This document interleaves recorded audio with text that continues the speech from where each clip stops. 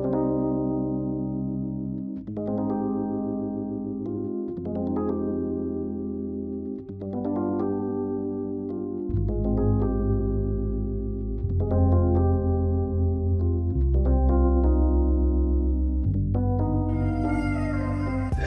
and welcome, you beautiful people, to Saturday Night Shoggy. Yeah. Okay. I really like doing that. I'm gonna make that a thing. So be it. You go. Yeah. Saturday Night Shoggy is a podcast dedicated to bringing you Shogakukan news and updates, and just talking about like whatever kind of Shoggy related stuff that we really like. This episode is the March episode. We're basically going to go over the news, stuff that is worth noting that came out from, like North America, some Japanese news as well. And then later, we're going to actually have a special guest on. I know. It's the second episode, and we already have a guest. Isn't that amazing? It just proves how we just have that much clout. We're so awesome. Exactly. But yeah, I will be your host for tonight. My name is Marion, aka Microwavy on Twitter, and with me today I have the lovely, the beautiful, the amazingly talented Sakaki. Hey everybody. None of that stuff's true, but Oh shush. You're not gonna call me a liar in front of all these people. No, I'm not. I'm sorry. Good, thank you.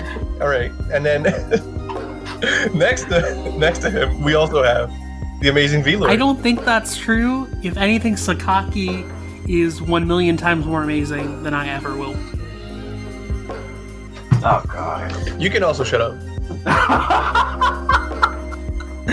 This is already starting off great. Anyway. I will let you continue speaking as we transition to our first news segment. We're going to be talking about North American news. Yes, and there's been some pretty good North American news lately. Last time we had a last-minute addendum to our episode talking about how Viz essentially saved manga by licensing a bunch of Shoggy titles. And back then we weren't sure on the exact release dates for them, beyond them just being fall 2020 window. Well, since recording that, we actually do have exact release dates, which is awesome. So we're gonna go down our list here, starting with the September 14th titles, being Mal Volume 1 and Animal Crossing New Horizons Volume 1. So, what's interesting is, just as we were doing this, I just saw Viz tweet out the final volume of Renee. So, they're getting ready. Confirmed. They were legit just waiting for Renee to die. I mean, finish. Before going that's straight been a into prevailing theory for a while. Because, Renee Volume 40 drops on July 13th.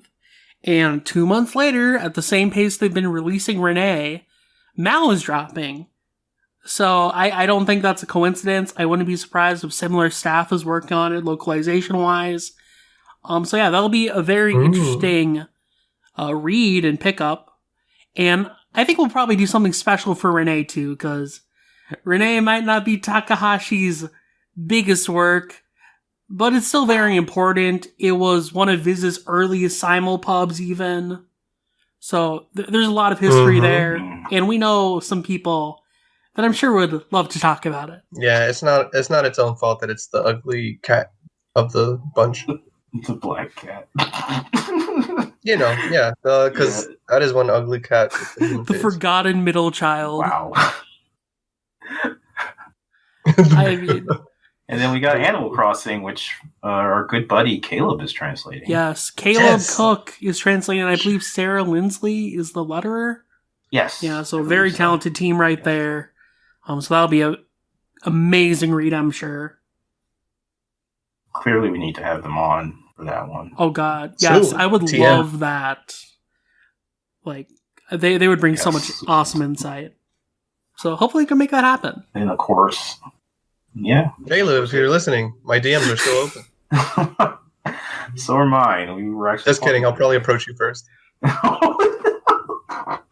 For once, I could probably approach Caleb because me and him were talking. So okay. And also, I know a really huge Animal Crossing fan that we clearly need to have on that episode. And I'm just gonna have her on just to mess with her because every time Jekka hears about Caleb, she's like, "Why is he following me? I'm so terrified of him." And clearly, the best way for her to get over her fear is to face it. She's met Caleb, hasn't she? Yeah, she keeps saying, "I'm so embarrassed that he knows me." It's like I told her I brought her up during when I was talking to him about Animal Crossing, and he was like, okay. Yeah, he knows her and everything like that. I was like, yeah. And Jekka was, I was just wondering, like, how did you know about us? And he was like, oh, I know things on Twitter. And you could, I know things. Caleb sees all. That's essentially what more or less he just kind of answered, I see things even if I don't say anything. So yeah. He told me the same thing basically. Like even though he might not be like always tweeting, he does like go through his TL and see people posting and stuff. So yeah, because he's normal. He's just like us. Yeah, I do the same thing. I'm definitely more of a lurker on Twitter nowadays than an active commentator. Aside when I'm plugging podcasts and reviews. True. If it weren't for WSSTV, I probably would be a lurker on Twitter. Like I'm only on it for that. So it's only natural with all of us with our day jobs. Yeah. But definitely for sure, we're dragging Jekka on here if we get Caleb. Even if we don't get Caleb, she's like the biggest Animal Crossing friend. Person, I should say. Villager? Yes, there you go. Murabito. Yes. That I know. And it has nothing to do with it has nothing to do with the fact I'm dating a villager. That sounds kind of But before we dive too deep into the semantics of that, let's look beyond September into the deep, long, distant future of November 9th. You mean beyond the journey's end? Yeah, there you go. Come on. It was right there. I'm terrible at the puns, okay? But yes, Frieren, Beyond Journey's End, Volume 1, and Pokemon Journeys, the series Volume 1. Are coming. What? What did you just say to me? Frieren? It's Frieren, right? So that's a question. Yeah. Is it Frieren or Frieren? It's definitely Frieren. So I know it's Frieren, but I keep saying Frieren by accident. I think a Sakaki said Frieren a few times. It got stuck in my head. What? Yes, you did. You definitely did. I did not. Sakaki, that's definitely not Moe. I let Mem slide because that was cute, but this is not. I never said. Oh, fine. Okay. Whatever, anyways, yes. Frieren, Beyond Journey's End Volume 1, and Pokemon Journeys the Series Volume 1 are both dropping on November 9th. Nice. And yeah, Frieren is going to be very hype. It is, and it's right before my birthday, so I don't know what to do. Oh yeah, nice. Everyone needs to send copies of Frieren to Sakaki, so he has like 50 copies. No, everyone needs to buy their own copy, then take a picture and send it to him. That's obviously. And you can do that too. That's obviously what they have to do. Spread the word of Sunday. It's a reverse giveaway. The reverse giveaway. Exactly. Everyone can participate. Oh my god. If you all do this for real. But yes, Pokemon Journeys as well. I have not watched the anime of that, so I probably will be checking out the mangas. Much easier to access for me. Yeah, and I believe this is the one being done by Machito Gomi. And they do really good work with their Pokemon adaptations. So yeah, I think this one should be a fun read. And oh, cool! This is the one based off the latest. That's anime, what it's called, right? Pokemon Journeys. Yes. Nice. Well, I forgot the name of the new anime. So fair enough. But speaking of Pokemon, the last release here that got announced recently, Pokemon Pocket Comet Sun and Moon, is coming out on December 14th. I still don't know much about that release.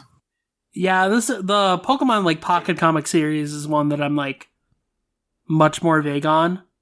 I think most of my familiarity is with Yeah. Pokemon Adventures, and then the anime adaptation, like ones that are like more direct adaptations of the anime.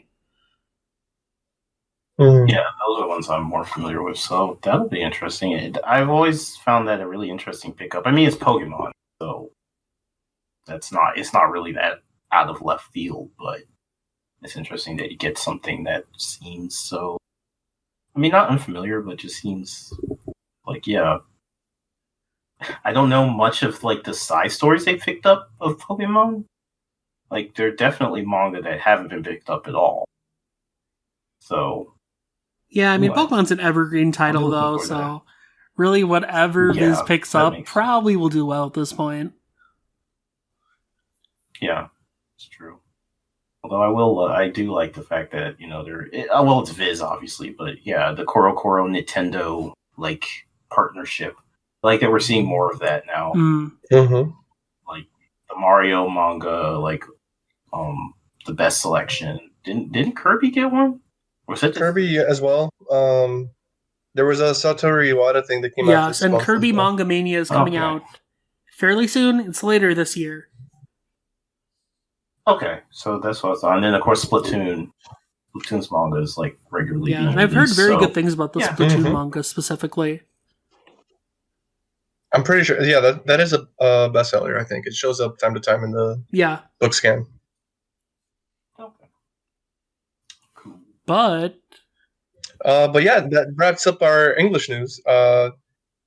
We English manga also news. have specifically anime news. yeah, and let's get into that then. So first up, we have Funimation announced an English dub for Sleepy Princess in the Demon Castle. And Finally. it's super good. Like Jekka and I have been watching it, and we love it. Like almost more than the original, almost. But Funimation's Who did they get always- for Matsuoka? Is that the Demon King? Matsuoka? I forgot his name. It's Alejandro Demon Saab. King. I forgot his name. Oh, Ooh, nice. and Kira Buckland for Cialis? Princess, but Cialis, yes. Oh yes, Princess Bayak. Marion, why?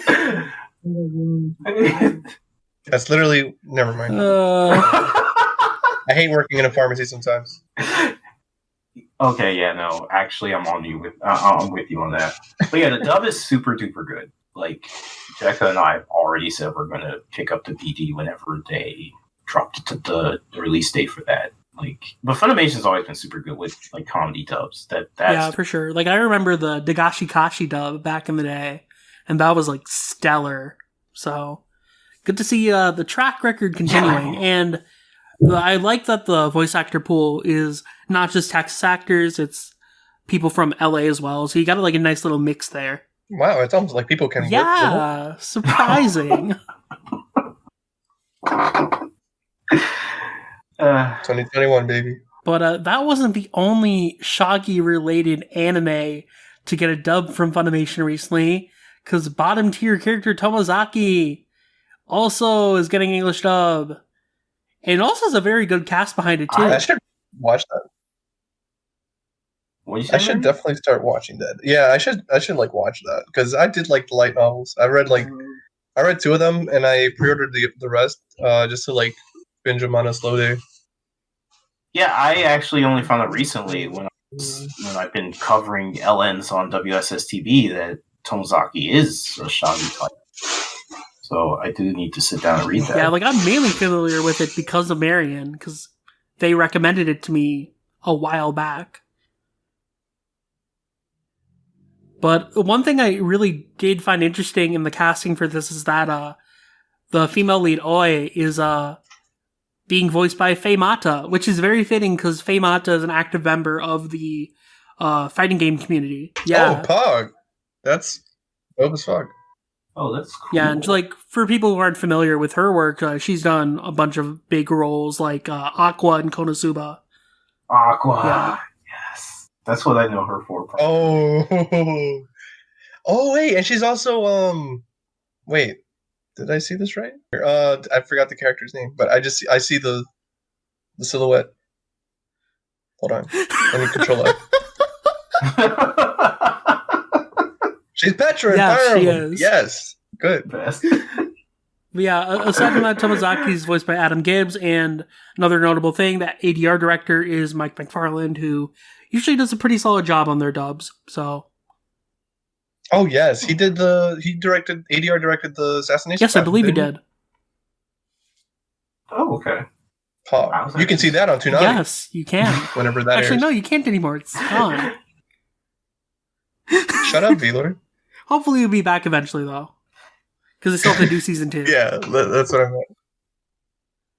I was pleasantly surprised by that, though. But before we go, we're on dubs, but here's the next thing. Which kind of makes me sad, because it's Karakuri Circus. So a while back, Sentai Filmworks had announced that they had gotten the rights to Karakuri Circus for home video, and we finally got a official release date for the Blu-ray, which is May 18th, 2021. And this set will include all 36 episodes, and the MSRP price is $99, but obviously that's discounted online. So most retailers, including Right Stuff and then Sentai's website, have it around $70, which is pretty good for 36 episodes. But yes, the downside here is like no dub, which is really sad.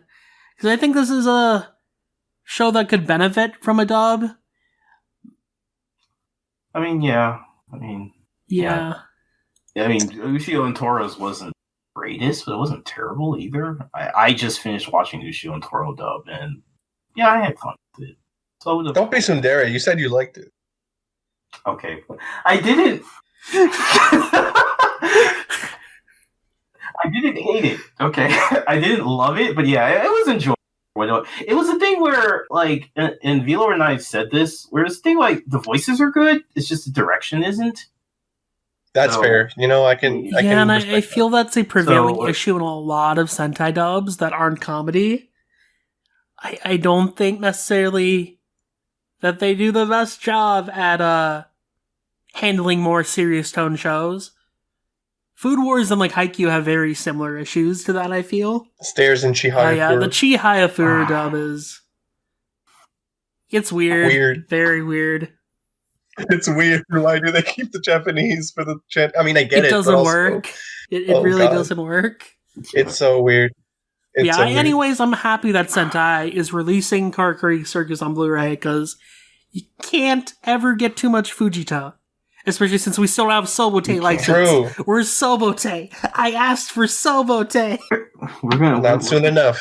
We'll keep at it, VLord. Eventually, with this show, reaching out to as many people as it does, and thank you, everybody. Thank you. Somebody is bound to be like, you know what? We're just going to do Sobote for these guys. They've done so much for us. That's the dream. But speaking of show, now we go back to dubs and popular Sunday manga, and we get Detective Conan. The Fist of Blue Sapphire available digitally, dub and sub via TMS USA. Yes. TMS is. That's. Oh, go ahead. No. Okay, my it's obligatory joke. That's the weirdest prequel to Fist of the North Star. I knew you were gonna say that. You know what's funny? Is like Yamaguchi Kappei like compared Makoto to like Goku, so we're almost there on that spectrum. Kind of is. I mean, it also kind of sounds like the actual Fist of the North Star prequel, Fist of the Blue Sky. So exactly, yeah, exactly. So we're there. We're almost there.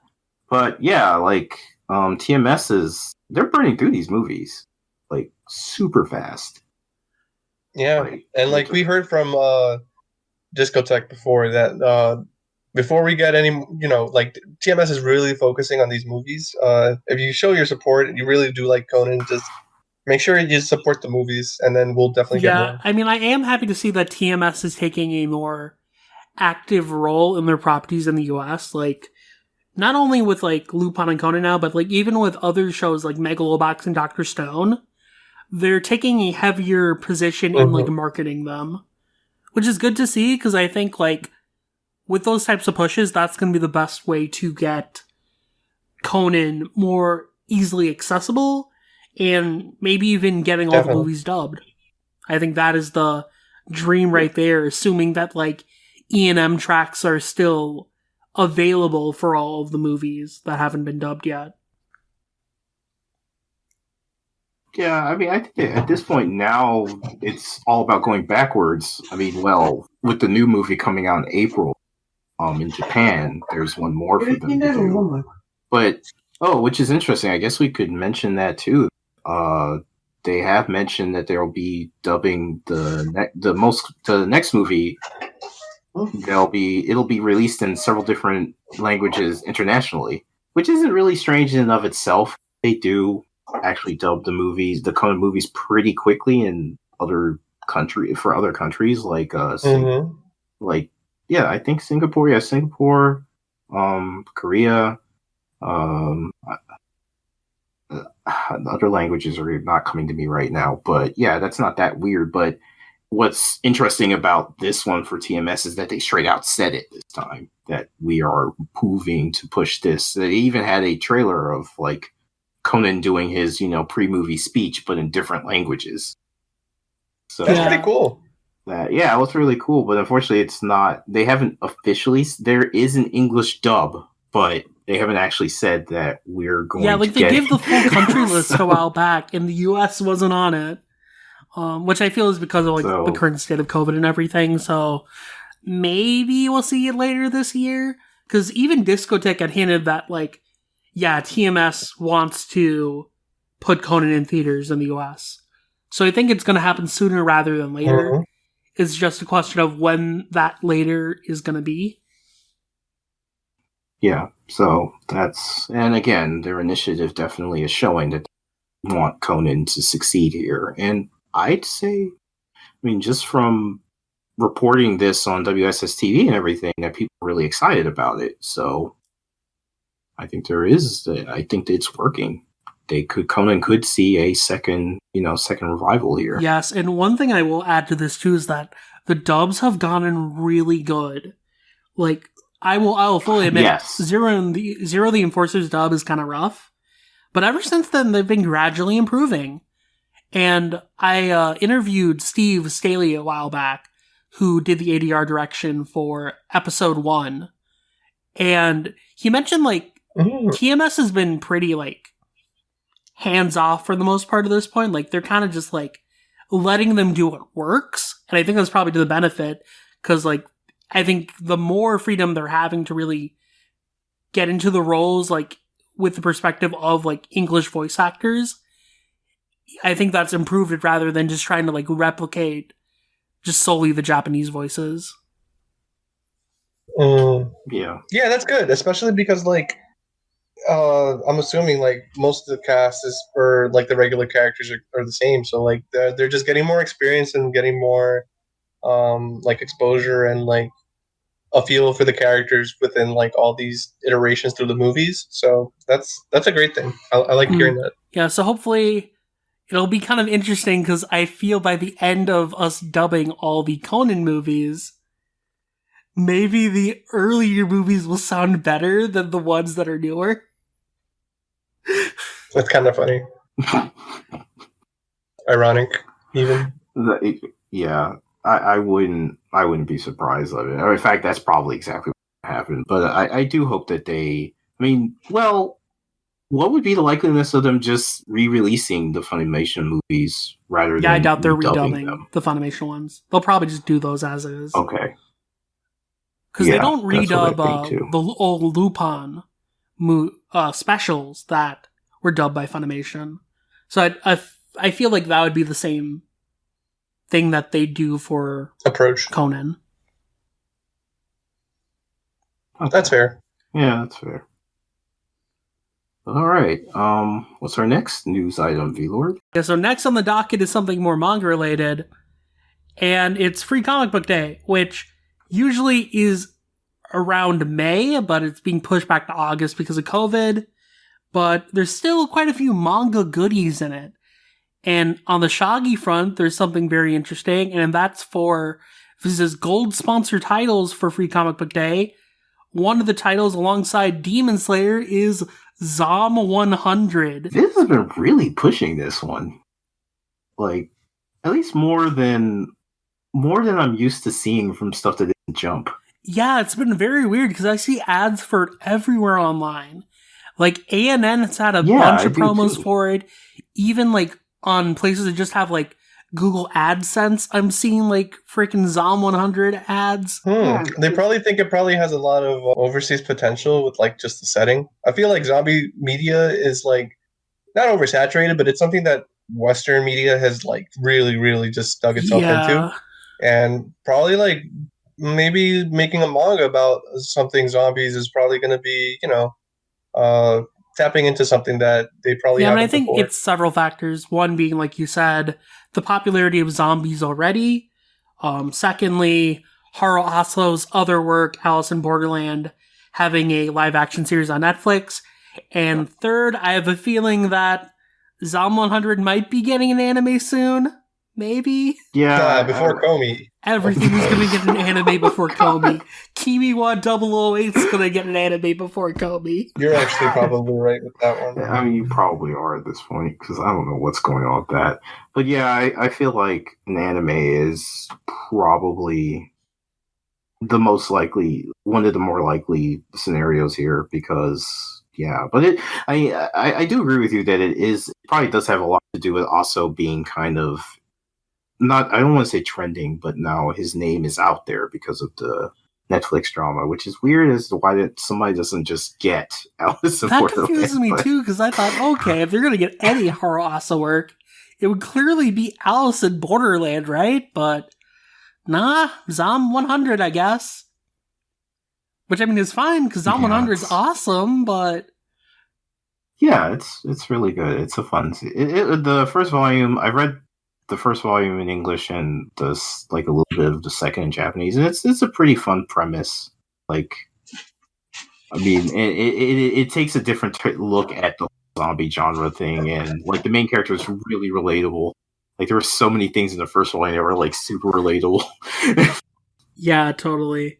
So the overwork themes definitely shine through for a lot of people, even if they aren't dealing with the zombie apocalypse. I mean, it's zombie Office Space. You can't be mad at that. Yeah, I mean, when you think about it, he's already living a zombie lifestyle like that. Could humans be the real zombies? Just watch that be the twist. Find out in Zombie 100.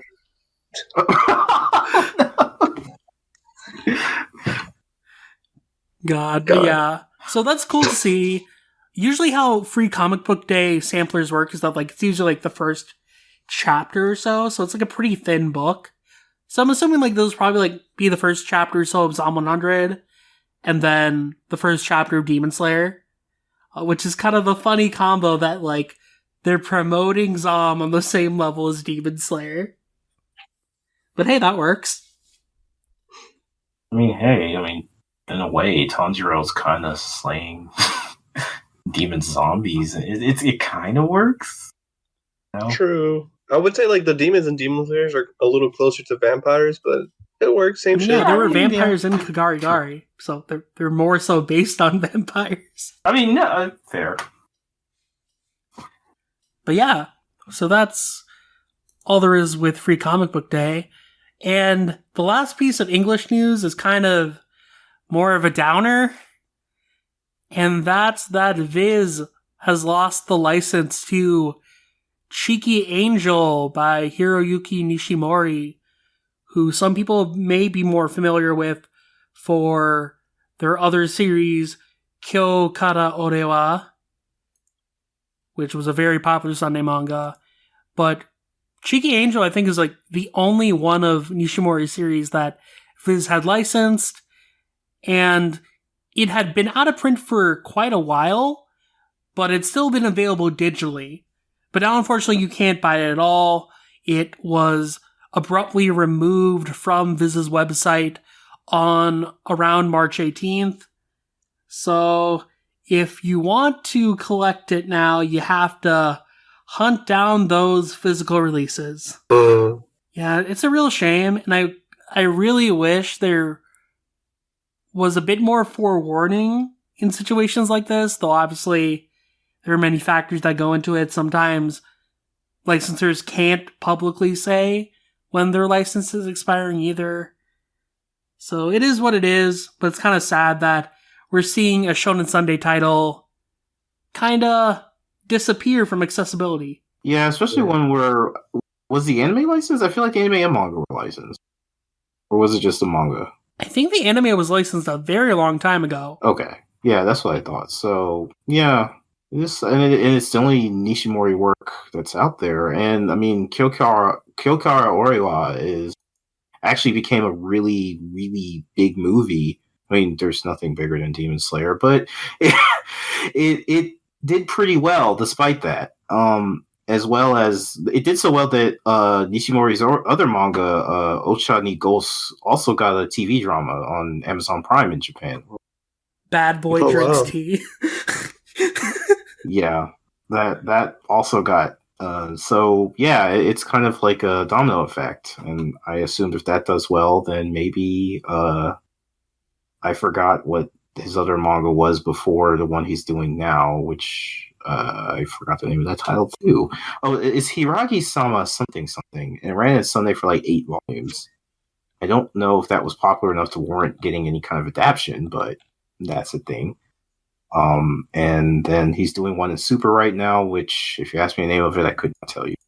But yeah, I mean, Nishimori's pretty prolific, so I mean, it does suck to see one of his only works to be brought overseas now inaccessible, but hopefully somebody will pick it back up. And I have my doubts, sadly, which is why when my stimulus check came in, the same day that this was announced, guess what I did? Are we going to have a show about it on eBay? Yes. Yeah, we clearly I need to bought have all a show 20 volumes, so I'm going to have them probably by next month, mid-April. So yeah, I definitely want to maybe do an episode on this eventually, because yeah, you can still very easily get it in Japanese, so I know Sakaki will be good on that front. Yeah. Hopefully we can figure out something so we can just have a bit of discussion on it. Because I would love to talk about it, Nishimori, because clearly he's like a Sunday veteran, and I mean maybe not as quite up there as like Aoyama, Takahashi, or Fujita, but he's been around, so it feels right to talk about something. I mean, he's been around since like '88, so that's quite a while. Yes, Kyokara Oriwa went on for like 38 volumes. Yeah. So yeah, that's definitely quite a legacy right there. Yeah, weird that it only got like what OVAs? Not even that, maybe like 2.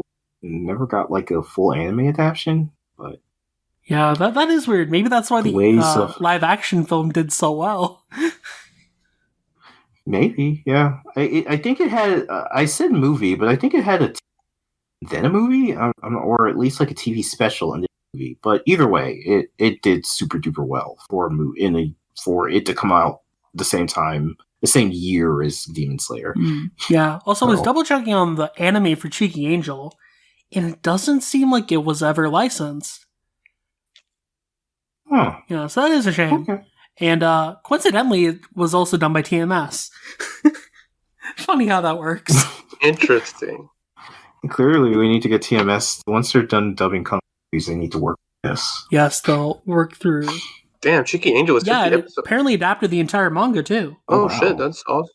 Yeah. Oh, okay. Yeah, so I definitely want to cover Cheeky Angel at some point, because I feel it's only right. Yeah, I agree.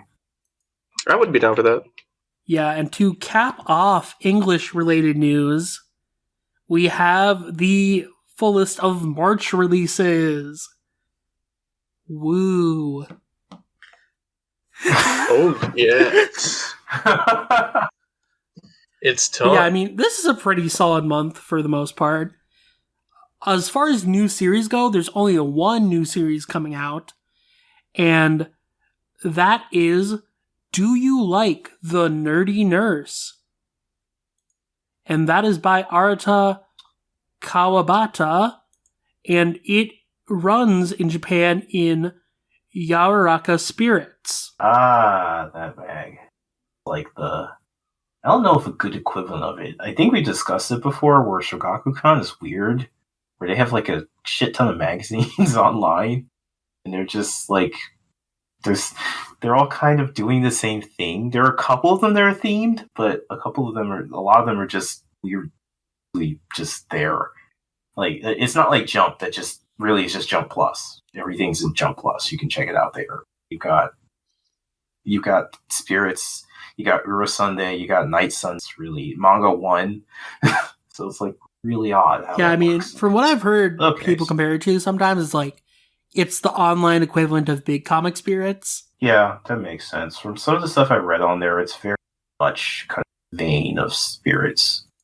Like really, I don't know a way to kind of describe it, but it's like Spirits stuff is like really kind of, I don't want to say avant-garde, but it's definitely off the beaten path manga. It's more like stuff you would see in Harta. Yeah. Yeah, no, that's actually a really great way of putting it. Like, it's Shogakukan's Harta. Especially the online magazine. Artsy stuff. Yeah. Interesting. But yeah, so this release is a 2-volume omnibus from Yen Press. And the series itself was only 2 volumes, so you're essentially getting the entire series in one single book. Which is pretty nice. Mm-hmm. And I literally have the book right in front of me right now, but I haven't read it. Tell me, VLord, based off the cover, do you like the nerdy nurse? I was just... I mean, yes. I am the host. She's pretty attractive, I'd say. Post it in the Discord chat. Okay, fine. One sec. You know. All part of the plan. Keeping this in, by the way. But yeah, so Yen Press was kind enough to send me a review copy of this. So I will have a full review of it eventually. Okay, she's okay, yeah, she's kind of cute. Yeah, she's a 7 out of 10. But yeah, I'm just going to basically read off the description here to give people an idea of what it's about. There's a new school nurse. I mean, the title kind of tells you, but... It does. It does. Right? Go ahead, I'm sorry. There's a new school nurse at Mitsugi Middle School, and the students couldn't be more excited. To everyone else, Momoyama-sensei is an unmatched beauty, but second-year student Tamotsu Kurita sees something they don't. That she's a massive nerd. Her love of 2D characters, and only 2D characters, knows no bounds. And try as she might, she just can't hide it. To Kurita, being around a beautiful lady who shares his interests is a dream come true. But Momoyama-sensei's more excited to talk about her favorite fictional idols than anything else. A woman after my own heart. Wow. I mean, it's. I get the appeal of this thing. It's one thing to find somebody you like, but then you find out they like what you do too, and that's like. Marion, you know what this reminds me of? It reminds me of that one light novel series. Are You Okay with like an older GF?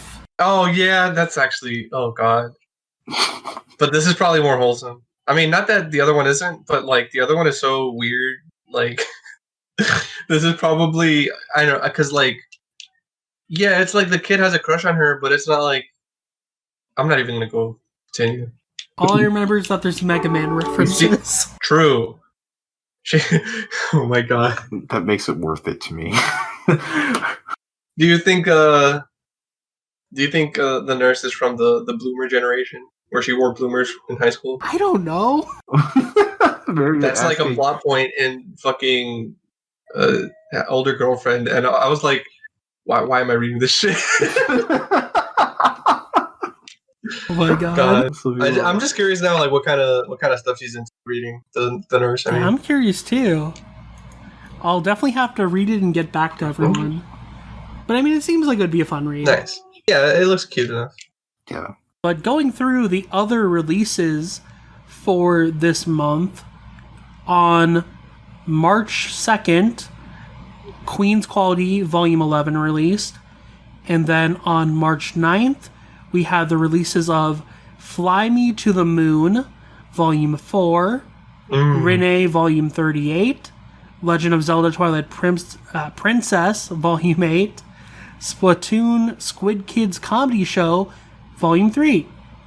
And then on March 16th, we have a bunch of big comic, because we got 20th Century Boys, The Perfect Edition Volume 11, then My Sanakoku Collector's Edition Volume 3, and then Blood on the Tracks Volume 5. And then lastly, on March 23rd, first up we have from Yen Press, the light novel release of Bottom Tier Tomozaki Volume 6. And then on the digital-only front, we have the releases of Renee Volumes 25 and 26, and then Hayate the Combat Butler Volumes 27 and 28. That's kind of funny.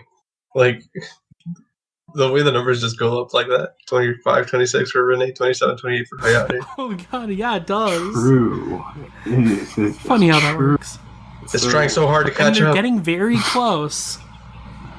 I think by the time the final volume of Renee comes out, the digital gap will be filled. Perfect.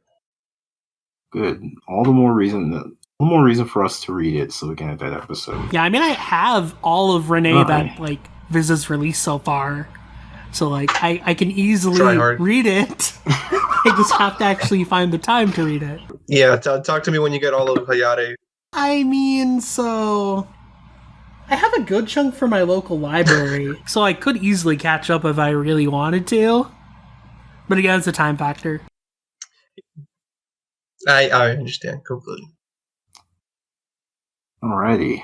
Yeah, that's all the English Yes, releases, that right? is. So, Sakaki, can you pivot us over to Japanese news and releases? Sure. With the biggest one obviously being that Freeren took the Manga Taisho. And I was saying it before we started recording that I really don't know much about the Manga Taisho, and I really feel bad about that. Well, it happened after World War I in Japan. No, I'm kidding. I was saying what? Taisho era. I mean, yes, I know the Taisho. But, Don't worry about it. okay. But yes, Freeren run the Manga Taisho, which what I do know is that's a really big deal. It's been basically taking second in a lot of contests, and I know a few of my friends were like, "Man, it's just going to be the runner up for this entire year," and then it just comes and stops the rest of the competition. And I'm not even exaggerating here, because they did actually put out the point list of the runners up and winner of the Manga Taisho. Freeman won at 91 points. And that's comparing it to other really big releases like Spy Family was 38 points. Kaiju number 8 was 58. Oshinoko was 59. And yeah, Freeren, the next one, Chikyu no Undo ni Tsute, was at 67. That was second place. And that too is a Shoggy title. Runs a big comic. So Shoggy kind of cleaned up a bit. Dominating. Yeah. So Freeren definitely didn't almost win this. It took over. So that's a big congratulations to Mada and Abe. Freeren was the true child. Not only that, all along. Not only that, but on the sales on the Shoseki, Freeren is backed by Storm. For one thing, it came in at first place. The volume 4 released on, I believe, the 17th. 17th or 18th. But, I could just look at this and tell me it's 17th. It released on the 17th at number 1. And not only that, but the rest of the Freeren volumes, under 3, 4 was at number 1, volume 1 is at number 4, volume 2 is at number 6, and volume 3 is at number 9. And not only that, but we were discussing Mao and the other Southern series, and Freeren is now outselling Mao on first day sales. Mao also released on March 17th. and it's in 18th. Damn. Sobote is at 21st. Ryuto Ichigo by Mitsuharu Yamamoto is at 73, and Poor Evan 202. That's volume 22 of Sobote, volume 3 of Ichigo, and 15 of Evans. So yeah, Freerun it's now just not just doing well. It's on its way to being, if not already, a pillar of Sunday. Like, when you can outsell Takahashi, that's you gotta pay attention to. Marion's thing in the chat. On top of that, Freerun has also reached the milestone already at only 4 volumes of 2 million copies of print. Now, God damn! To put that in perspective, 4 volumes of Freerun, 1 million copies. Yofukashi no Uta, or Call of the Night, as Viz releases it, reached 1 million copies at 6 volumes. And Call of the Night reached that in January. Let's say last month. And Freerun is reaching it now in March. So in these series, they, with the 2 volume difference, they came out around, not at the same time, but pretty close to each other. So, and that's I think Freerun isn't even is it a year old yet? No, it actually just got to chapter 46. So it'll be a year in May, I believe. 2 million copies in less than a year is pretty mind-boggling. Yeah, that's pretty. I mean, for Sunday especially. Like, Sunday has been, as much as we all love Sunday on here, we have to be honest that it hasn't exactly been a hit maker. So, yeah, it's good to see. It's good to see not only, and Freerun deserves it for sure. It's a very good series, and I can't wait till we get an English version and we can start talking about it. But yeah, there's that. Also, another Sunday series is perhaps coming back soon. Yui Watase recently said in a tweet that their series, Arata Kanagatari, has a date for its return to Shonen Sunday. Now, they didn't say when. They just simply said it ended. It looks like there was a gathering of Sunday artists recently, and they were at the party, and I guess they're in their editor talking, and they confirmed that. The series has been on hiatus since 2015. So that's a big deal. Finally be coming back. I mean, Watase's been kind of hinting over the last year that it's coming back soon, and now this is pretty good indication that we might see it maybe within a month or two. TM. Nice. I said soon TM. True.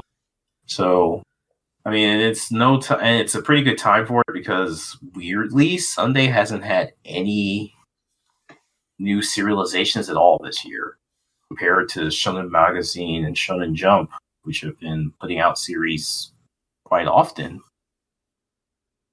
Well, it's not on this list, but I should throw this in. Well, since we're on the sales thing, Sleepy Princess has actually been receiving new reprints every month. Oh, nice. That anime boost. Yeah, the anime, it has been like a boost, so it's not doing JJK numbers, of course, which are insane. Obviously. But it's doing pretty well. I mean, it's getting reprints, and I still don't really see another season 2 of the anime happening just because I just don't. That's still lovely, though. I'm really happy. It's still really good, especially for a series that was just like, I mean, Sleepy Princess has always been kind of higher up there in the Sunday hierarchy of sales, but it's never been like super huge. But it's not like a juggernaut, but it has its presence. Yeah. I mean, It and Comey premiered around the same time. Comey has definitely run ahead of it. It does its own. It does fine for itself. And again, the anime is super good, so definitely check that out. And we mentioned Tonikaku Kawaii. After the anime ended, it was said that there would be an OVA, and now have a date for that OVA. It'll be out on August 18th. Considering that it's a Crunchyroll original, I assume they're going to get the OVA too. I assume as well. They also got the OVAs for Tensura reincarnated as a slime. Yeah, they usually do a good True. job about that. That's true. So hopefully we will be seeing that as well. And that's really it, Japanese news wise. There isn't.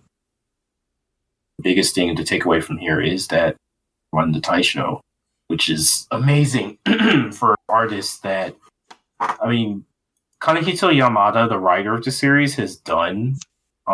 He's done a manga before in Sunday Webbery.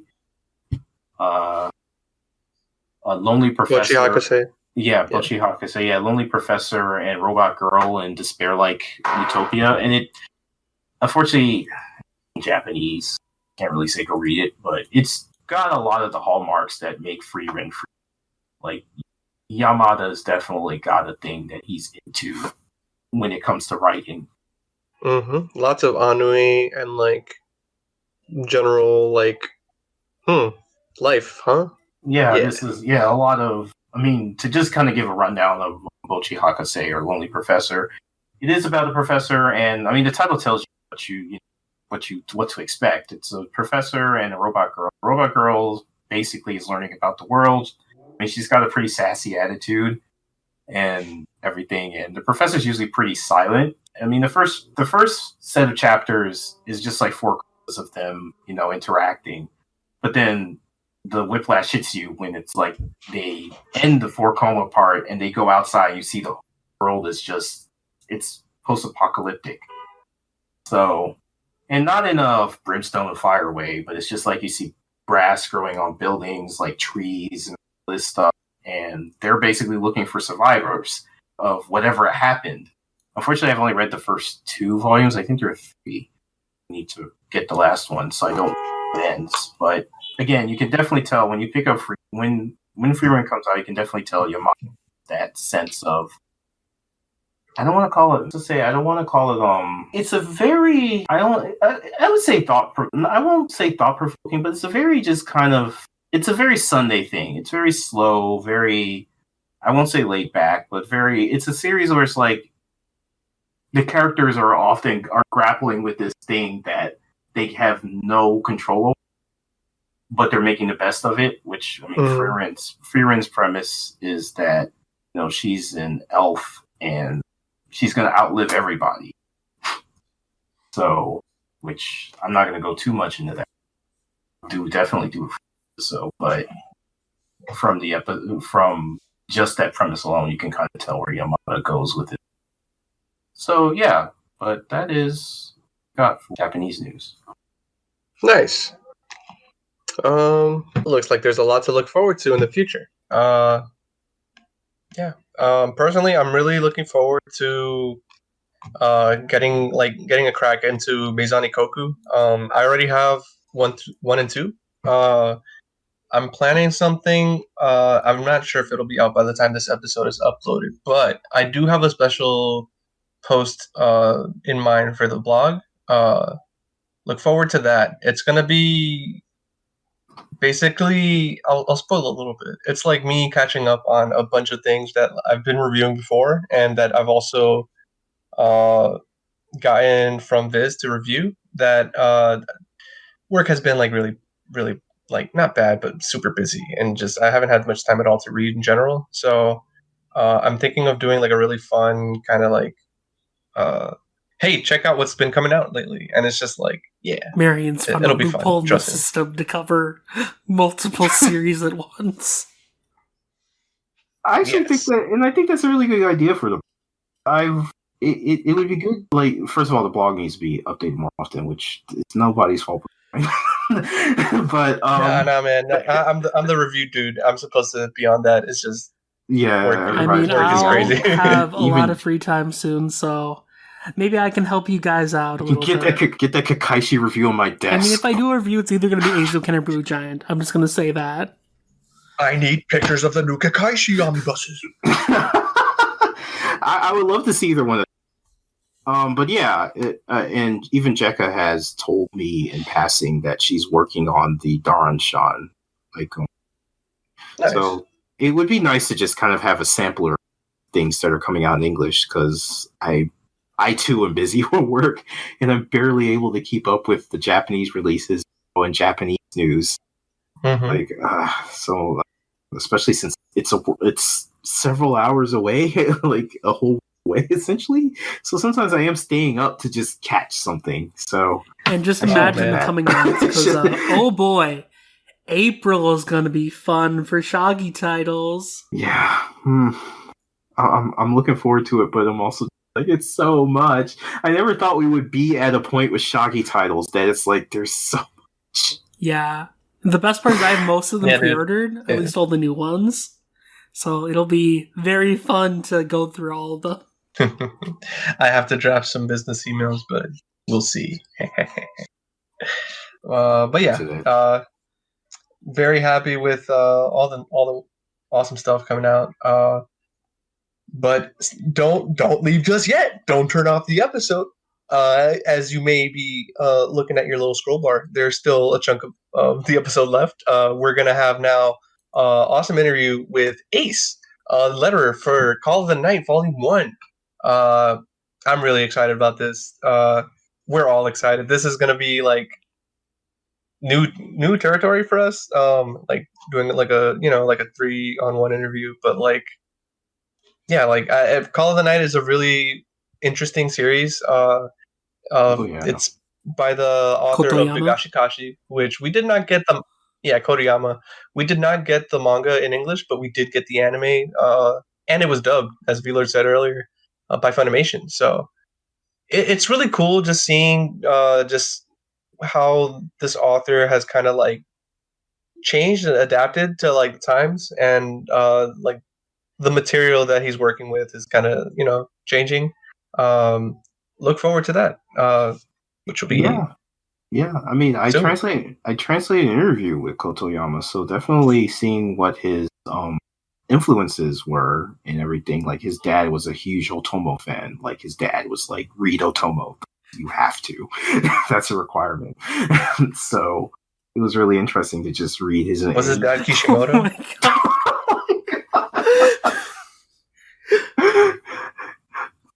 But no, he's like super into hip hop, which you can kind of see within Call of the Night. You can definitely see some hip hop, like just especially the way like the city is depicted and everything. Mm-hmm. So I'm definitely looking forward to. I look forward to talking to Ace and everything. Plus, Ace is a fellow Ueki fan, which is rare. Ace is like awesome. I'm so excited to. Yeah, Ace is super cool. But yeah, without any further ado, let's hop into it. Hello and welcome back to Saturday Night Shoggy. Yes, I'm going to keep on doing that, even if this is the second time in the episode, okay? But yes, this is the second half, and like I said earlier, we have our lovely guest with us today, Ace, who is the letterer for Call of the Night. Say hi. Hello, thanks for having me. Of course, thanks for coming on. I'm so happy that we get to actually talk. We've been mutuals for a while, but never really, chatted that much. But yeah, this is exciting. Yeah, I mean, it's our second episode, and we've already got a guest. That's incredible. We just have that much clout, clearly. I'd like to thank Tanjiro. Hello. I guess because of DSP, but all right.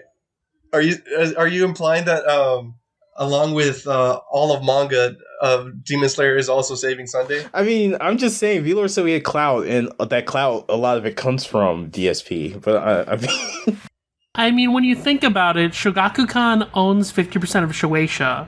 So by Demon Slayer doing well, they probably are making money off of it. See? Nice save. Loopholes. It's nice save, VLord. But Call of the Night is really interesting. It's by Kotoyama, who, as we said before, came out with Dagashikashi, which it got an anime. We got the anime here in North America. We didn't get the manga though.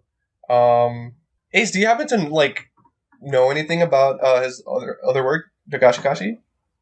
So I never read the manga, but I did watch the anime, and I actually cosplayed coconuts. Ooh, nice. Oh, nice. We had a whole Dagashi Kashi cosplay group a couple years ago, and we bought Dagashi to give out, and we got in trouble because you're not supposed to hand out food. It was all good. We ate it ourselves, so That's cute. I really like that. Did you get like really weird candy, like the stuff that's out there? we got anything we could get our hands on. We focused on things that they had kind of highlighted in the show. Mm-hmm. Nice. Like, I don't remember a lot, but I remember being really excited when we found the whistle candy. Ooh, yeah. Yeah, I remember that. And we annoyed a lot of people with that. That's dope. That's awesome. Like, I don't see many, like, going to cons and stuff, I don't see many, like, Shogakukan or, well, Sunday cosplayers, so you've already got me, like... I mean, most of it's just Takahashi. It's like Takahashi or Conan. So that's pretty much it. I mean, I've seen a couple Ranma, so it's not all Inuyasha, but yeah. So seeing a series besides one of those, I mean, I'm waiting for those free reign cosplays because you know they're gonna happen. True. Oh man, I hope so. So, because yeah, that's. But yeah. Did you have any special thoughts on like the series itself? About Dagashi Kashi? Yeah. Oh, I thought it was really fun. I thought it's fun to find a series that's like has a good story but also is educational. Yeah. Like the vibe is like that it goes for. Yeah, I really enjoyed it. Yeah, it was something like just I've read the manga and well, not all of it, and saw the first season of the anime, and it was just something that stuck out about the way Kotoyama writes characters, like. That I really liked about the series, even if it wasn't a super plotty series, but the characters were all just really endearing, and I think that he just improves in that with Call of the Night. Oh, I totally agree.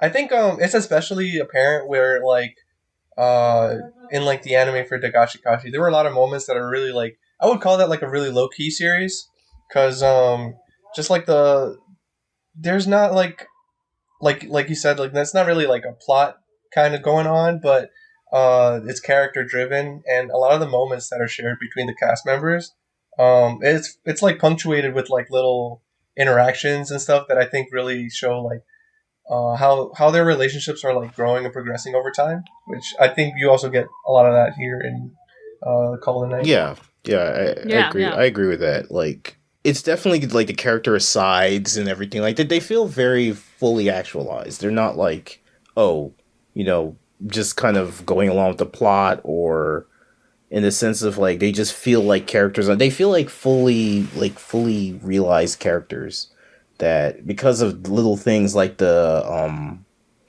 like when, as Marion said, like when they have their interactions and just little sides and little quirks and everything like that, they feel like just real, I guess, for lack of a better word.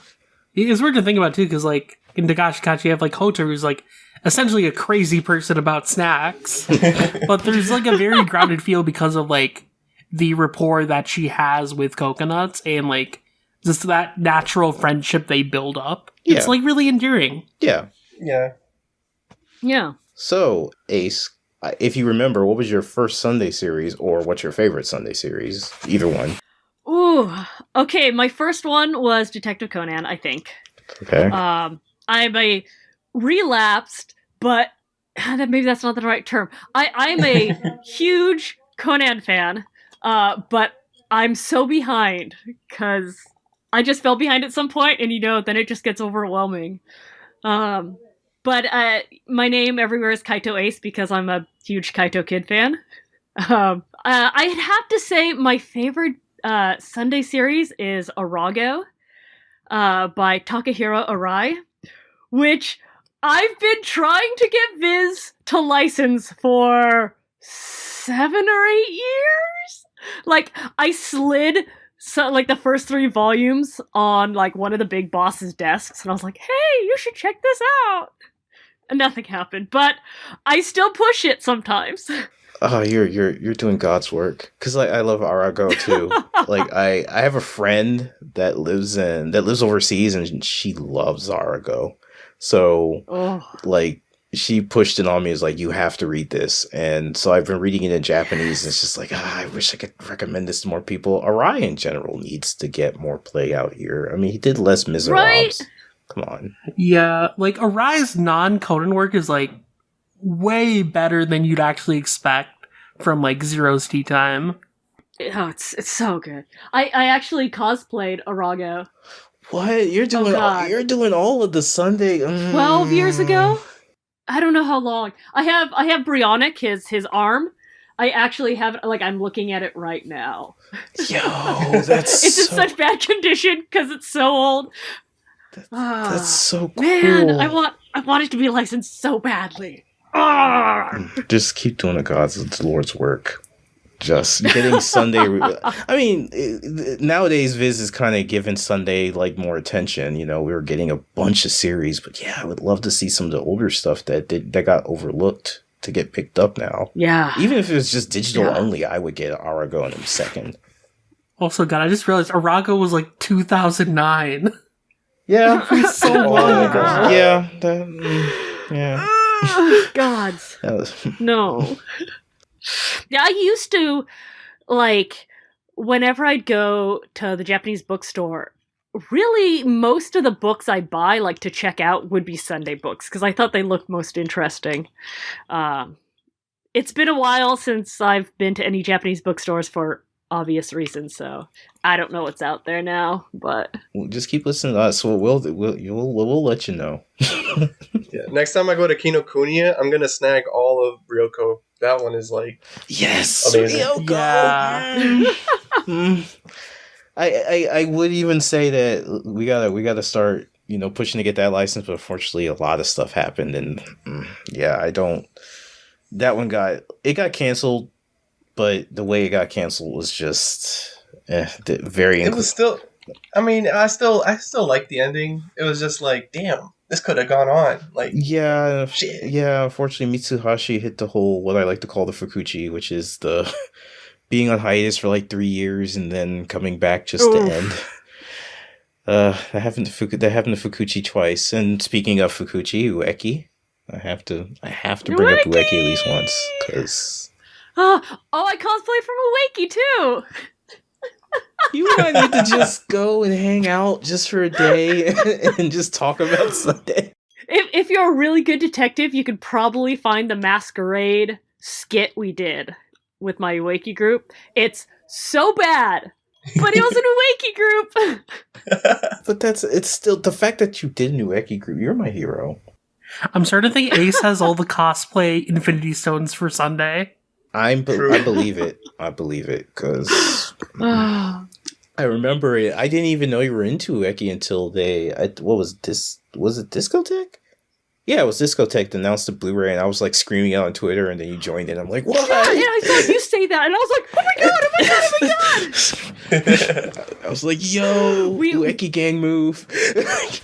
Oh man, if I remember right, we forced it on my anime club in college, and one of the members hated it so much. He's like, this is so dumb. And we're like, well, yeah, but it's awesome. It's the awesome kind of dumb. Don't you understand how good this is? He hated it so much. Wow, straight over his head. I gotta reread Ueki now. Man, it's good stuff. Yeah, I got the Blu-rays. I'm gonna watch them now because I finally have a PS4. So we gotta do. I need to watch the anime. You do because we need to do a Ueki episode. Like I won't. I have the biggest bro crush on Fukuchi because I would not be here right now without him. Because I don't. Thank you, Fukuchi. Thank you. Your origin story. I mean, I don't want to. I said it on the first episode, so I'm not gonna rehash the whole thing. But essentially, I was watching Law of Ueki. I mean, let me not pretend fan subbed, and that was back when fan subs were like it wasn't Crunchyroll. It was just some dudes in their basement when they had time in the middle of like their college classes to sub it. Yeah. So what was that, like 2006? Yeah, Ueki area 2000. That was like the year of Shogakukan because it was Gash Bell, Mare, and Ueki. Oh, Gash Bell. All of them were airing in Japan at the same time. Because I remember, oh man, I remember when I was getting like some Shonen Sunday issues. I remember they were advertising all of them because yeah, they were all airing. I mean, 2 of them were on. Yeah, it was Fuji TV for Gash, and then TV Tokyo had Mare and Ueki. So that was back then. So of course, the fan subs, they weren't like weekly. You would get an episode like maybe every other month.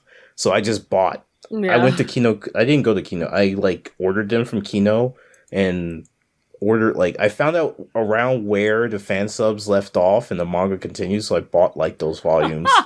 Nice. And I couldn't. That was back when I didn't understand Japanese at all. So what I just did was I had a Japanese dictionary, and I would just go through them. I would reread them over and over again, learning a little bit more each time, until I eventually just. That's dedication. Yeah, because I love Ueki. Like, I admit too. At first, I thought it was really dumb, but like then I just got into it. Like it is. But it's so good, and it's like way deeper than you would think. Yeah, especially for Fukuchi's debut work. Like, I mean, he did like 1 or 2 one-shots before this, but he was like, that was his first serialized like manga. And the other thing I love about just going through it is the fact that you can see his artwork just go insane. Like at the beginning, it was really kind of rough. Oh, it was bad. It was bad at the beginning. I love him. I love him very much. It was bad, but now it's so good. Yeah, it's super good. Like looking at even just in Ueki, going from like volume 1 to 9, because I got volumes 9 to 16, and going from volume 1 to 9, it's like it's a totally different series. And by the time it gets to 16, it's like, who is this? Right? It's crazy. And now you look at you. No, go ahead. Sorry. No problem. I was gonna change the subject slightly because I totally forgot about Gash Bell. Like, yes. Yeah, that was a series. That was one of the first series I worked on. Oh, which and then it Viz lost the license. Yeah, the whole thing that happened because it went to Kodansha. Yeah, because Raikou had that whole thing going on. Shogakukan losing his work. So, and when in doubt, you run to Kodansha. Yeah, unfortunately, that didn't really work out for me either. But yeah. But okay, well, that actually leads into our next question. Like, how did you get into lettering? So a million years ago, I knew I wanted to work in manga, but I wasn't sure how I wanted to, like, what sort of thing to do. You know, I had taken a couple Japanese classes and was absolutely awful, completely just terrible. And I was like, okay, well, translation's probably not it. But I happened to see that Viz had internships. So I applied for the design internship one summer, the summer after my sophomore year of college. And somehow I got it. I have a feeling nobody else applied. Because I'm not very good at design. But somehow I got it. And so I worked for a summer, and one of my intern jobs was touching up like 3 color pages of Naruto. And I was like, hey, this is kind of fun. So I was like, do people do this as a job? And they're like, yeah, you idiot. Yes. How do you think manga gets lettered? And I was like, wow, that's really cool. Could I do it as a job? And they're like, I guess you could take this test. And I was like, okay, cool, thanks. And I turned it in like a couple days later, and they're like, I guess it looks okay. We'll put you in the file cabinet. And I was like, yay. And then, I don't know, maybe 2 months after that, I got a job offer to work on Ultimate Muscle. Oh, nice. So, like, whenever people ask me about the first series I work on, if you want to see something hilarious, read Ultimate Muscle, Volume 11. The lettering is like nothing you've ever seen because it is such a dumpster on fire. I got my copy of the volume in and I cried because it looks so bad. I don't know how I continued to work after that. But I worked through college on Ultimate Muscle, picking up volumes here and there when I could of other stuff to fill in. Like I did some Naruto. Towards the end of my college career, I did Solanin. Oh shit! I have that on my shelf. Yo, I bought Nice! that. I bought that from my sister. I've still not read it. I did Gash Bell, and then after I got out of college, I started working full time. Yeah, okay. So, side note about Solonin, I also worked on Goodnight Poon Poon, also by Asana Sensei, Yeah. and it's if I remember right, so it's the same editor, it's the same letterer, of course, because it's me. I think it's the same translator, and in Goodnight Poon Poon, they're reading Solonin, so we had to take our pages from like 10 years prior to input in Goodnight Poon. It was so surreal. That's like meta as heck. It was so crazy, and I was just like, oh, the memories. Oh, these look really bad. That's my origin story. I actually love hearing that. That is so. I don't even know how to describe it. Like, yeah, it's very surreal sounding. Like, wow, I love that. Yeah, it was weird.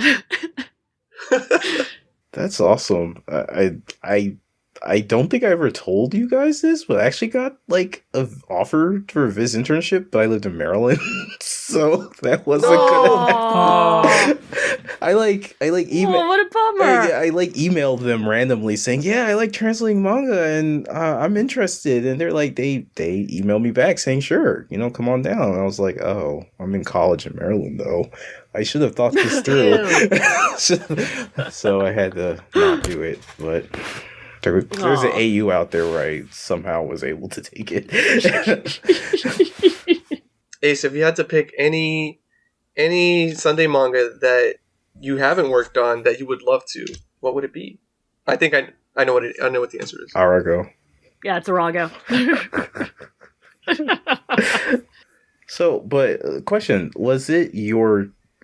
did you decide to work on Call of the Night, or was it just kind of like, oh, here, we license this thing here, you do it? I got an offer. Okay. For it. So generally, an editor will email me and be like, hey, do you want to work on this? It's pretty rare that I am able to be like, hey, this is mine. Or like, hey, if you get this. I've definitely had a couple times where I'm like, hey, you guys should license it. And let me letter it. And then they'll license it, and I find out, like, somebody else is lettering it, and I'm like... Oof. Why? Like, I push Tokyo Ghoul... This is my little petty thing. I push Tokyo Ghoul so hard to so many people. And then they decide to license it, and one of the people was like, yeah, we might have licensed it later, but we licensed it because you kept pushing it. And I was like, yeah! And then one of my friends got the lettering job, and I was like, oh. But it's really, it's a really hard series to letter, so, like, by the end, like, I was like, oh no, it's probably good that I did. I also tried to work on My Hero Academia because I'm a huge Horikoshi fan from his earlier works. Oh yeah, you like the Omega Dokuzu, right? Yes, oh so much, and I love Barrage. So like when I knew he was doing a new one, like I went into the office because I don't live that far from the Viz office.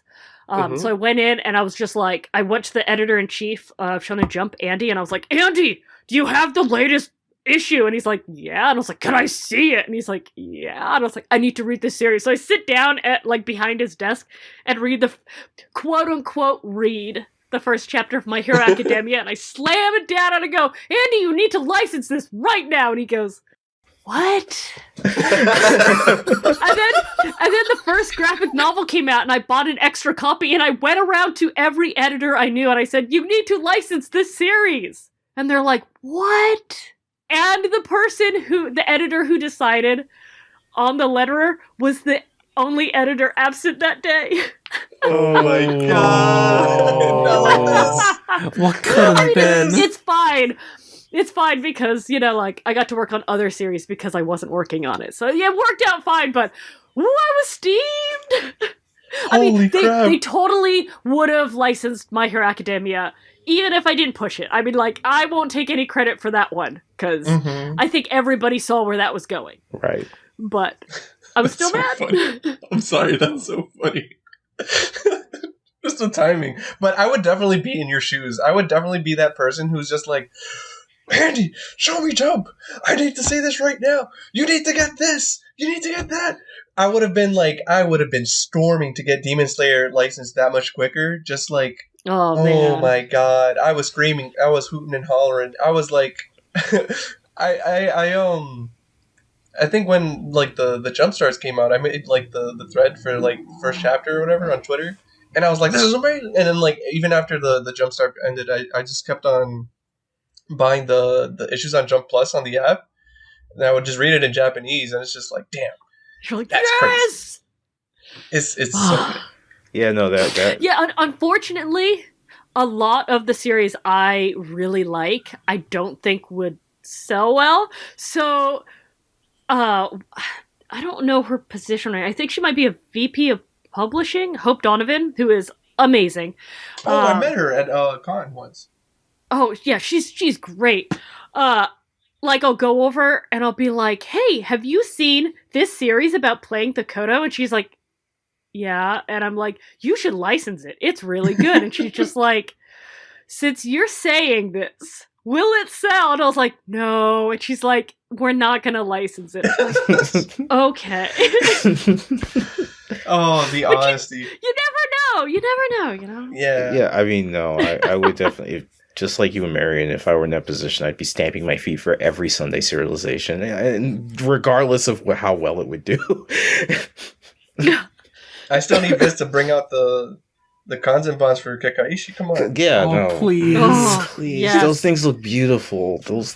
That's actual poetry. I'm this close to breaking and just like getting them with my tax return. Honestly, same. Do it. They look so good. Man, I mean, speaking of, I just bought like Fukuchi's short story collection. Because what he used to do, well, he would draw stuff on Twitter, and I guess because looking at the back of it, it doesn't look like he did this through Shogakukan. It looks like another company did put it out. But yeah, it was like basically his sketches. Like he loves drawing, so he's always drawing something, and like he'll have 4 comas, like short stories, little like snippets about what's going on in his life, and I guess there was enough of demand for it that he had another company put it together, and they even have digital. They were even selling it digitally on Amazon, so I just bought it. That's amazing. So and it's really cute, like. It's funny because from his art style, he went like super shonen to really super like moe. So, like, and it really fits it, especially his current series, which I would definitely stamp my feet to get that licensed. Ponkotsu-chan, which it's his attempt at a rom-com, which it's still very much Fukuchi though. Like essentially, it's like the world's gonna be destroyed by a meteor in like I forget how long, but and this girl is given powers by God via cell phone every day, and they're supposed like she and the guy that she likes are supposed to find the power that will save the world. So that's Fukuchi. I kind of like that a lot. I like that premise. It's really similar to Witch Watch, which is why I'm like sort of biased because it's got like the same vibe, just that okay. it's similar to that. Hell's yeah, Witch Watch. I admit I'm not as hot on it as I was with Sket Dance, but it's only I admit most of it's just because I'm biased towards like Ponkotsu and how that's not going to ever be licensed, but they're both very similar. So yeah, I hear that. So I just want more Fukuchi here. Like we got Ueki. We're probably not gonna get Ueki Plus. We're not getting Takoku. We're not getting a Nagel Mole. We're not getting Psych. Psych, I feel like would be like a slam dunk though. Especially because like it's a time loop type story like ReZero. I feel like Psych would have done very well. Yeah, it would have been. I mean, and it's at 15 volumes. It's not really that long either. So, like, yeah, like when they have an end. I feel like I'm speaking, from my own opinion, but like I feel like it's more licensable because they know it's okay. We know how long it'll be. We're not stuck. Yeah. I mean, hopefully with if Call of the Night does well and if Free Run does well, we'll get more Sunday. Yeah, that'd be really. Fingers crossed. One day my dream of Sobote getting licensed will come We'll true. Never. That's the like. I'll put Fukuchi aside and be like, fine, I'll let you guys have that one. But there's a crime that we don't have more Fujita. Like that, we only have one thing from him, and that's because he went to Kodansha for an evening, and then came back. Yeah. And we don't get anything like Ushio and Tora. I understand that's kind of long. Like, and well, I guess that's probably the biggest thing with his stuff is that it's all kind of long. Like, yeah, it's all like around 30 plus volumes. Yeah, and it's looking like Sobote's. I mean, it's gonna end soon. It really does feel like it's in its end game, but it's gonna probably be around like 27, 28 volumes at this point. Yeah, it's getting very close to the similar range. So I feel that might be a deterrent, if anything. Yeah, it just sucks that. I mean, I guess if they do a Soboto anime, maybe, but yeah. Fingers crossed. But alright, I guess we've been all around the magazine, so we should probably talk about Call of the Night. Oh yeah, we had a topic. Oh, what? Huh? Is that what we're supposed to be doing? Yeah, that was as host, I thought this was going wonderfully, swimmingly. We didn't have to rush in. I mean, I could talk about the You're whole keeping lineup. the Sunday vibe, Barry. It's all part of your master plan. Literally. I could go on about the rest of the lineup. You don't want me to do that. So, You have done it before. There are Manga Mavericks episodes where you spend like 2 hours talking about a series that's not the actual topic of the episode. I'm trying. Sakaki will literally charge his own spirit bomb just by talking about sex. I'm trying to keep my power level down, though. Ay. But Call of the Night. Let's go. New release. It's actually coming out in April. April 13th, the day after my birthday. It's a sign. Oh. Okay, so Yeah. we need to take a bunch of pictures of it, because remember how you did this with me and Freerun? Take a bunch of pictures of it and send them to VLord. I mean, hey, do it. I would have no complaints. Alright, cool. All right, everyone, we have to do the reverse giveaway where everyone buys their own volume of Call of the Night on the day of it released, and then send those pictures to VLord. Don't forget to say happy belated. And I have to commentate on every one of them.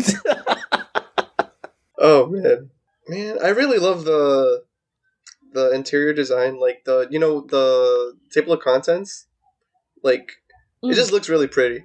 Yeah, it's nice. It's like simple, but just kind of like elegant in a way. Mm-hmm. Is the font for like the chapter titles, is that like the Saw font? Sorry, the what? The from the Saw movies? I don't know.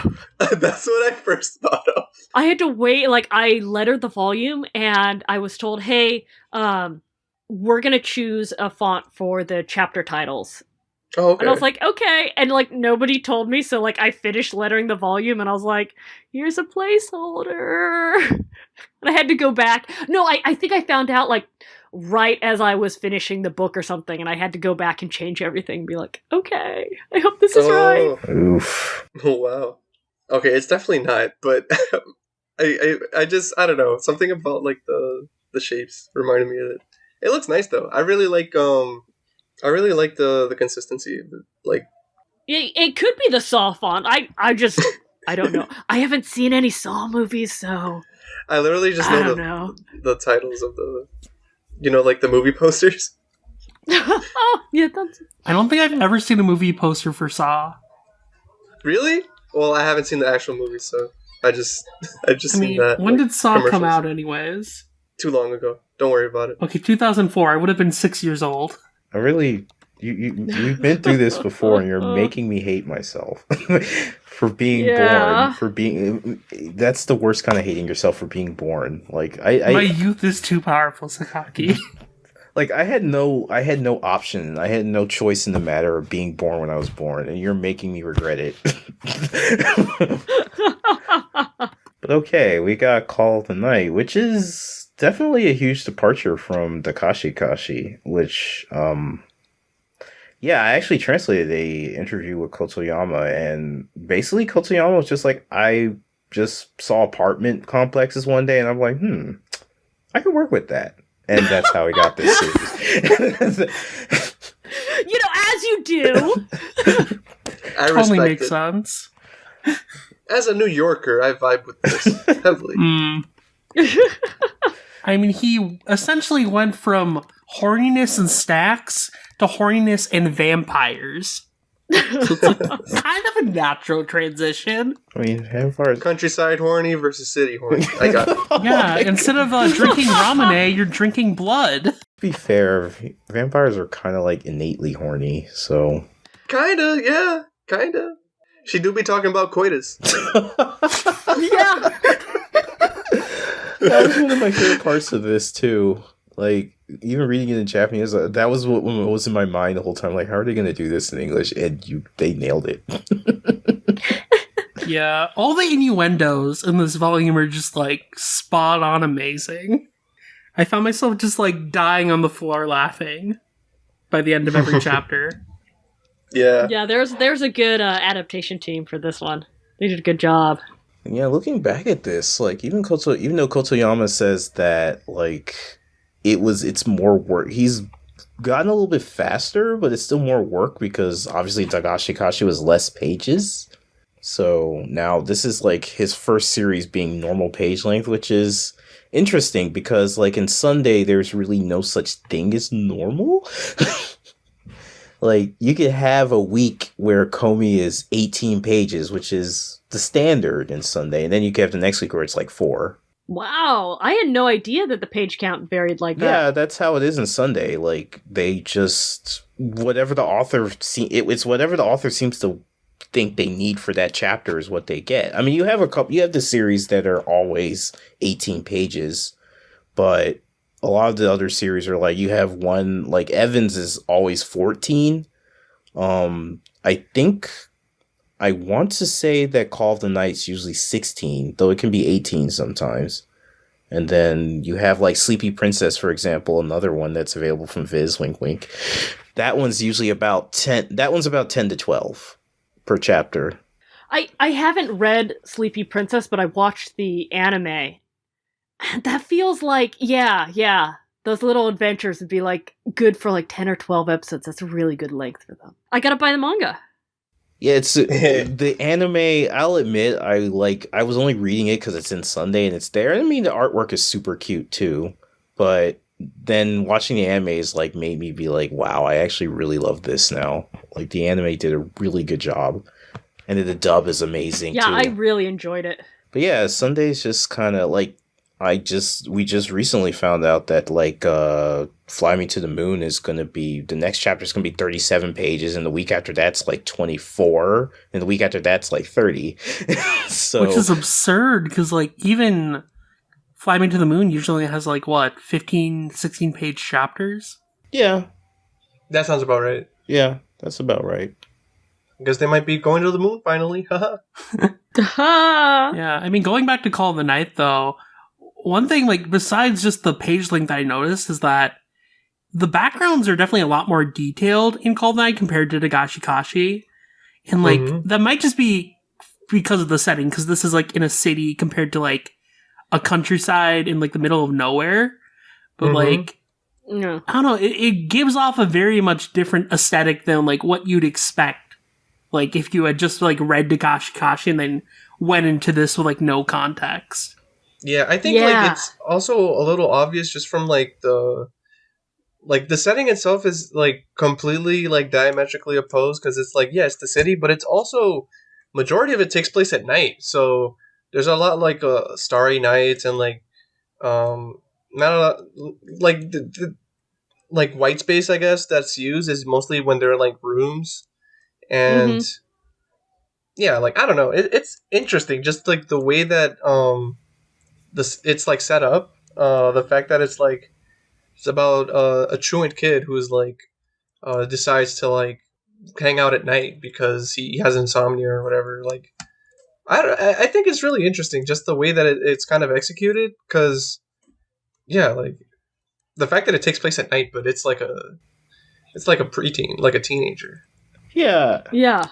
Like, it's got this weird, like, thing where it simultaneously feels kind of like juvenile, but more grown up than a normal shonen manga. Which I guess is kind of Sunday's thing, which is like, because things are so laid back and everything, they feel, I don't know, like, I hate to keep quoting interviews, but like the head editor of Sunday, Ichihara, said that that's like on purpose. We don't do the whole hungry, friendly shonen protagonists. We usually do the more cool, laid back protagonists. Yeah, and it's clear that he's also still like growing and like learning about himself, because he said it is I forgot what chapter it was, like that both him and Nazuna are both like learning about, like, was it like love and sex or just like love and stuff like that? Yeah, like learning about love or something. Yeah. And just like it's that age specifically where it's like middle school, where you start being aware of like, oh yeah, people like date and shit, but like he's not into that. And I think like the approach that Kotoyama has for like how like we brought up already in Dagashi Kashi, that the interpersonal relationships are like pretty natural. And here's someone who like he naturally doesn't have that many relationships because he has trouble like expressing emotions and stuff. So I think that's a cool way to like, you know, angle it, like someone growing up and like learning to express emotions by whatever the fuck he's doing. Yeah, I really like how this series is like, it makes me think like, okay, well, what is love? And also like, what is friendship?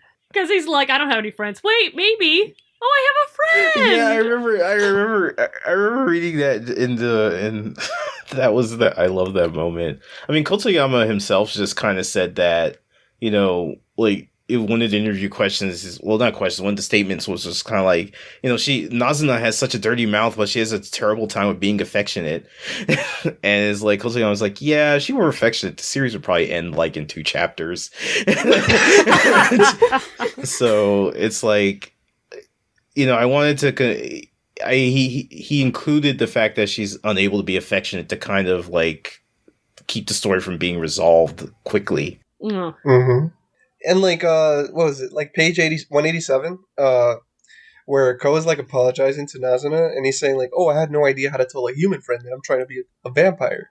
And that's when we get that little thing like, "Oh, a human friend. Does that mean you have vampire friends?" And like, you know, that little back and forth. Yeah, that's cute. Yeah, those were like the asides I was failing to kind of convey myself on. It's those kind of like exchanges in Kotoyama works that really make his characters pop. Agreed. Friends don't kiss like that. It's just a friend kiss. Completely normal. Maybe you don't have the right kind of friends, okay? True. I mean, okay, Ko, you have one friend, so how are you supposed to know this stuff, buddy? I guess you could say his friend was spitting facts. Oh. That was bad. I just like, yeah, the exchanges this thing were great. Flashing neck in public? Have you no shame? Yes, that like ended me. I loved it. Like, you saucy little trollop. Like, oh. Yes. I have no idea what you're saying, but is that a compliment or what? Or is that an insult? And then she goes on saying, "You're going to send me over the edge with that sexy drink pose." Like, we got the actual being thirsty. I guess the series would be over if Nazuna just drank Sprite. She only needs 2 things, beer and blood. True. A perfect combination.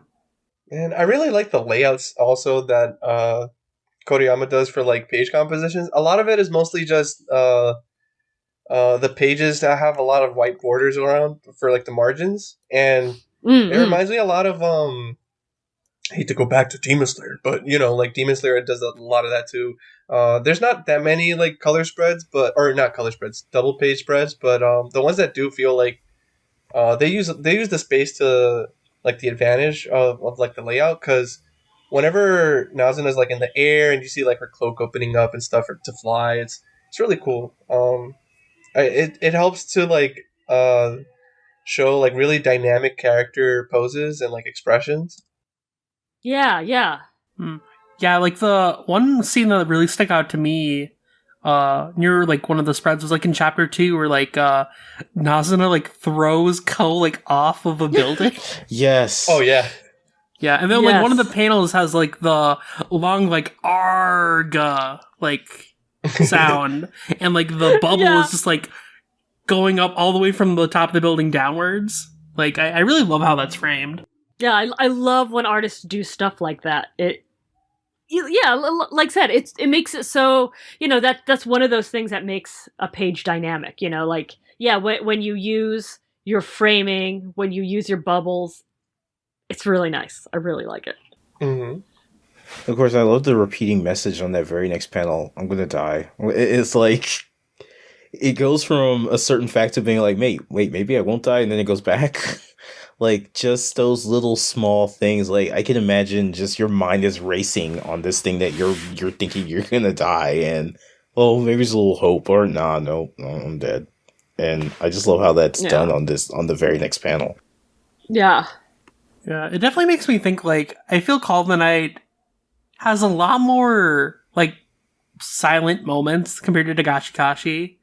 I think in part because, like, so much of Dagashikashi was dedicated to, like, explaining what the snack of the week is, or trying to make a gag out of it, where, like, there's a lot more breathing room at times in Call of the Night, if that makes any sense, because, like... It does.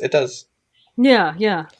It's interesting because, like, Kotoyama said that he uses more dialogue in this. Well, not dialogue, but like more inner thoughts in this than he did for Dagashikashi. And at first he was like, I don't know if I should do this, but his editor really likes it, which is why he said now I've slowly been increasing them.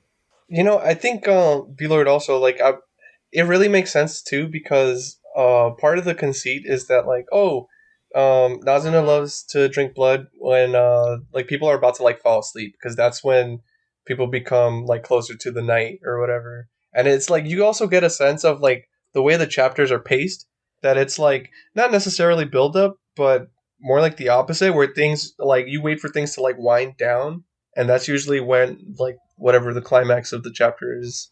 Yeah. Yeah, I get that. Yeah, that definitely makes sense. So, question. Was there any like unique challenges, or did you approach lettering this one any different than anything else, or is this just the same as any other like manga that you letter? Or I guess to make it easier, is there like a favorite part? You're like, I loved working on this specific scene, or any standout pages? Yeah. I don't know about standout pages, but I really like Kotoyama's sound effects are a little rough looking, which means that I get to play a little bit more when I make the sound effects. So, like, some of the series I have will just be, like, really clean, sharp edges, and that's fine, and that can be fun, but when I get to, come in and, like, draw a little bit more on the sides and kind of make it more my own, it's a lot more fun. And I get to do that a lot with this series, so... It's like, I guess it's like interacting more with how you're actually putting the text on. Yeah. That's cool. I did have a lot of trouble. Here's my little secret to all the listeners. For reasons, I had issues keeping the text centered in bubbles. I'm better at it now. But, like, rereading the first volume, I'm like, oh no. I promise volume 2 and up is better. Please buy them. I think it's I mean as a lay person consumer, I think it looks good. Thank you. One thing I really do another thing I really do like is I love Kotoyama's art. I love how it has this kind of scratchy look to it sometimes. And so it's fun to try to replicate that when needed, when I need to do cleanup. So I find that very fun. Yeah, looking through it is definitely I like that kind of like, I don't know a word for it. But yeah, definitely Kotoyama's artwork is very, I don't want to say unpolished, but it's definitely, especially just flipping through a Sunday, Sunday magazine, you get, like, Sunday, generally speaking, has, like, very varied artwork, which I really love about the magazine. It's not like you get one art style and that's it. But then definitely Kotoyama's art, like, sticks out because of just how, yeah, I guess for lack of better words, rough it is. It's a little stylized, like... Yeah, stylized, rough, like, not rough in a bad way, just, yeah, it's not the cleanest lines. They have bumps. more style. Yeah, they've got bumps, they've got, you know, I don't know, they have life to them. Not to say that, you know, clean line art doesn't have life to it, but there's just a different feeling. Yeah. Yeah, like, on page, like, 154, with the Akira, just, like, her pose, like, walking, it's interesting, just, like, she's looking at the camera, but, like, she has, like, for like, a girl character, usually, in a lot of manga, most of the time, they have, like, really big eyes or whatever, but, like, she just has, like, you know, like, dots for eyes, but then, like, she has folds on her school uniform, and, like, I don't know, it's interesting, just, like, the way that, all, like I said, like, the bumps and the lines, like, you see, it shows, it adds, like, I think, a lot of, personality. Yeah, definitely. I really like that. Now that you bring that up, Marion, yeah, I really like that he didn't go with the whole typical big eyes for Akira. Also, I like Akira's character in general too. Like the whole she wants to be friends with Ko, and he's just like not sure how to handle that. Friend? How do I friend? Yeah, what's a friend? I had a friend. How does this work? Yeah, I mean, like, I think Kotoyama definitely has like one of those art styles where, like, if you just see it blindly, you can immediately, like, pick it out. Yeah. Mm-hmm. Yeah. Definitely. That. And not only that, but he's really good with, like, layouts, too. Like, you don't see it too much in this volume, but in later, like, later volumes, chapters, the way he works around layouts is godly. Like, they start looking like anime storyboards more than, like, manga. Yeah, I believe it. Well, I mean, we get that, too, on the two-page spread where after... We just came from that page, but after Nazuna tosses Ko off the building, you definitely get this, like, sense of the way the scale and the way that city is drawn under the two of them. And it's really still very sketchy. Like, it almost looks unfinished. Yeah, because you're getting the sensation of movement from, like, you have, like, the shot of, like, Ko falling, and then, like, the speech bubble, like, stretching upward, and, like, getting, like, smaller as it goes up. But then, like, the next shot is, like, his point of view, and it's like you're seeing the ground getting closer or whatever, and stuff like that it's cool. Like, playing with your panels like that to change up perspective is, I think, one of the advantages that a lot of authors don't use that often. Like, usually they do when it's for, like, an important moment or whatever, or, like, for whatever effect that they go for. But it's just nice seeing whenever it is done that, yeah, like, it's an advantage of comics. Use it. Yeah, like, on that spread in particular, like, I really like how, like, you see, like, the more black shading from the bottom of the city, like, creeping into where the light is. Yeah. And yeah, like Marion said, it's, like, all kind of, like, from perspective, because you look in the direction that Ko's eyes are pointing, those, like, diagonals of the black are moving that same direction. Yeah. Oh. Because that's where the light is heading that way. Yeah, exactly. I hadn't noticed that. Good eyes. Thank you. We write reviews for a living. Just kidding. Not for a living. I mean, VLord essentially does, but it's more of a curse than a blessing, though. It's what keeps you alive, so no, you're not wrong then, actually. Yeah, no, I really... Yeah, this is, like, the lighting in general, like I said. Like, the fact that this takes place at night is so cool, because all of the light sources are coming from the floor and, like, the ground, and, like, seeing, like, the sky kind of, like, in that, like, gradient where, like, the top part is getting darker or whatever. It's really cool. Like, it really captures that feeling of living in a city because yeah, like it's always there's always like light pollution. There's always like something on outside on the streets. Yeah, like just if even if it's like the dead of night and there's still like lights on somewhere, like on the like the on like the street poles, traffic lights, stuff like that. So you're always gonna get that kind of effect. If you're looking from the down from a high place looking down, you're always gonna see something like that. Yeah. Yeah, I this series I think does a really good job of capturing the feeling of like a city at night. Mhm. Yeah. You know, there aren't a lot of people around, and I get the feeling like of kind of like loneliness because there's not many people, but also freedom. Yeah. Yeah. Because yeah, like Ko says, you know, like oh, you know, like yeah, it's freeing being out here, and I think Kotoyama captures that really well with the way the city's drawn, and you know, yeah, like the backgrounds and it's just I really It's like so it. good. Yeah, even like page 90 like 94 where it's obviously like a grayscaled color page or whatever. You still get that effect with like the lighting. We're looking down and we still see like there's still light sources coming from the ground and like it's just cool. Actually, I'm about to upload the color page into because I was actually looking through the Sunday issues I have, so I can actually give you guys the color page if you give me just a second. Nice. Yeah, I really love Kotoyama's coloring. Like it kind of looks rough, like their art, but like it works so well. Like I'm looking at the cover and you know there are greens in Nazuna's hair, and it's really eye catching. I really like it. I'm just gonna say that over and over again. I really like it. I really like it. I mean, if it's true, then hey, it's the truth. Because like, yeah, I've just following along with like the artwork and the color pages. I love even some of the covers that he does for Sunday, like when Yofukashi is being advertised on. They're really good. Like they're colors I've never seen on a Sunday cover before. I'm actually going to try to look one up, but no, whoops, wrong button.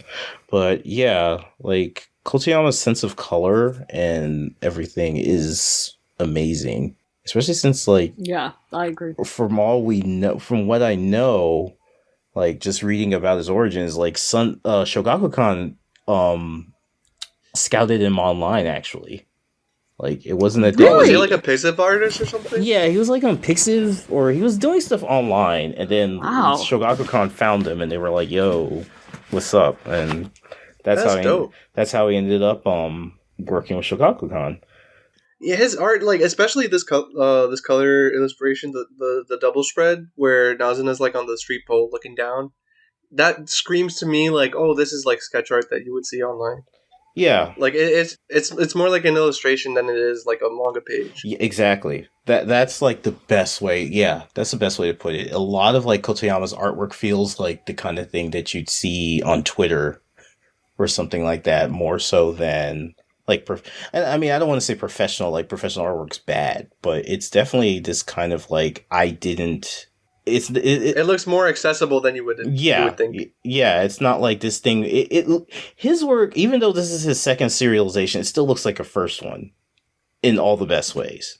Mm-hmm. So I'm about to upload one of the Sunday covers. I've never seen anybody use this color on a Sunday cover before. Usually they're very...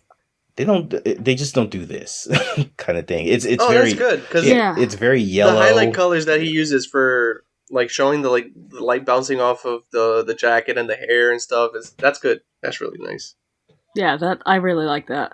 Yeah, because I just remember when I got this particular cover that I was like, wow, I've never seen that before. He's using bat signal colors. yeah, that's a good way of putting it. Yeah, that's exactly it. Like most of, I'm looking for other Yofukashi no Uta. Or there you go. I did it. I said I was going to do that, and I did it. Call of the Night covers, where they're very different than other Sunday covers. Like, nothing says city like Batman colors. I'm glad I wasn't the only one thinking it. You know, I would not be surprised if this series eventually has some sort of Batman reference. Yes. Like, I feel like it could. I mean, at this point, it's gonna happen. I would not be surprised about it at all. I mean, it sets itself up for it, honestly. Time to Google Batman vampire villain. I mean, I was literally digging through Kotoyama's Twitter just now, and like last month he drew something that looks like Joker. What?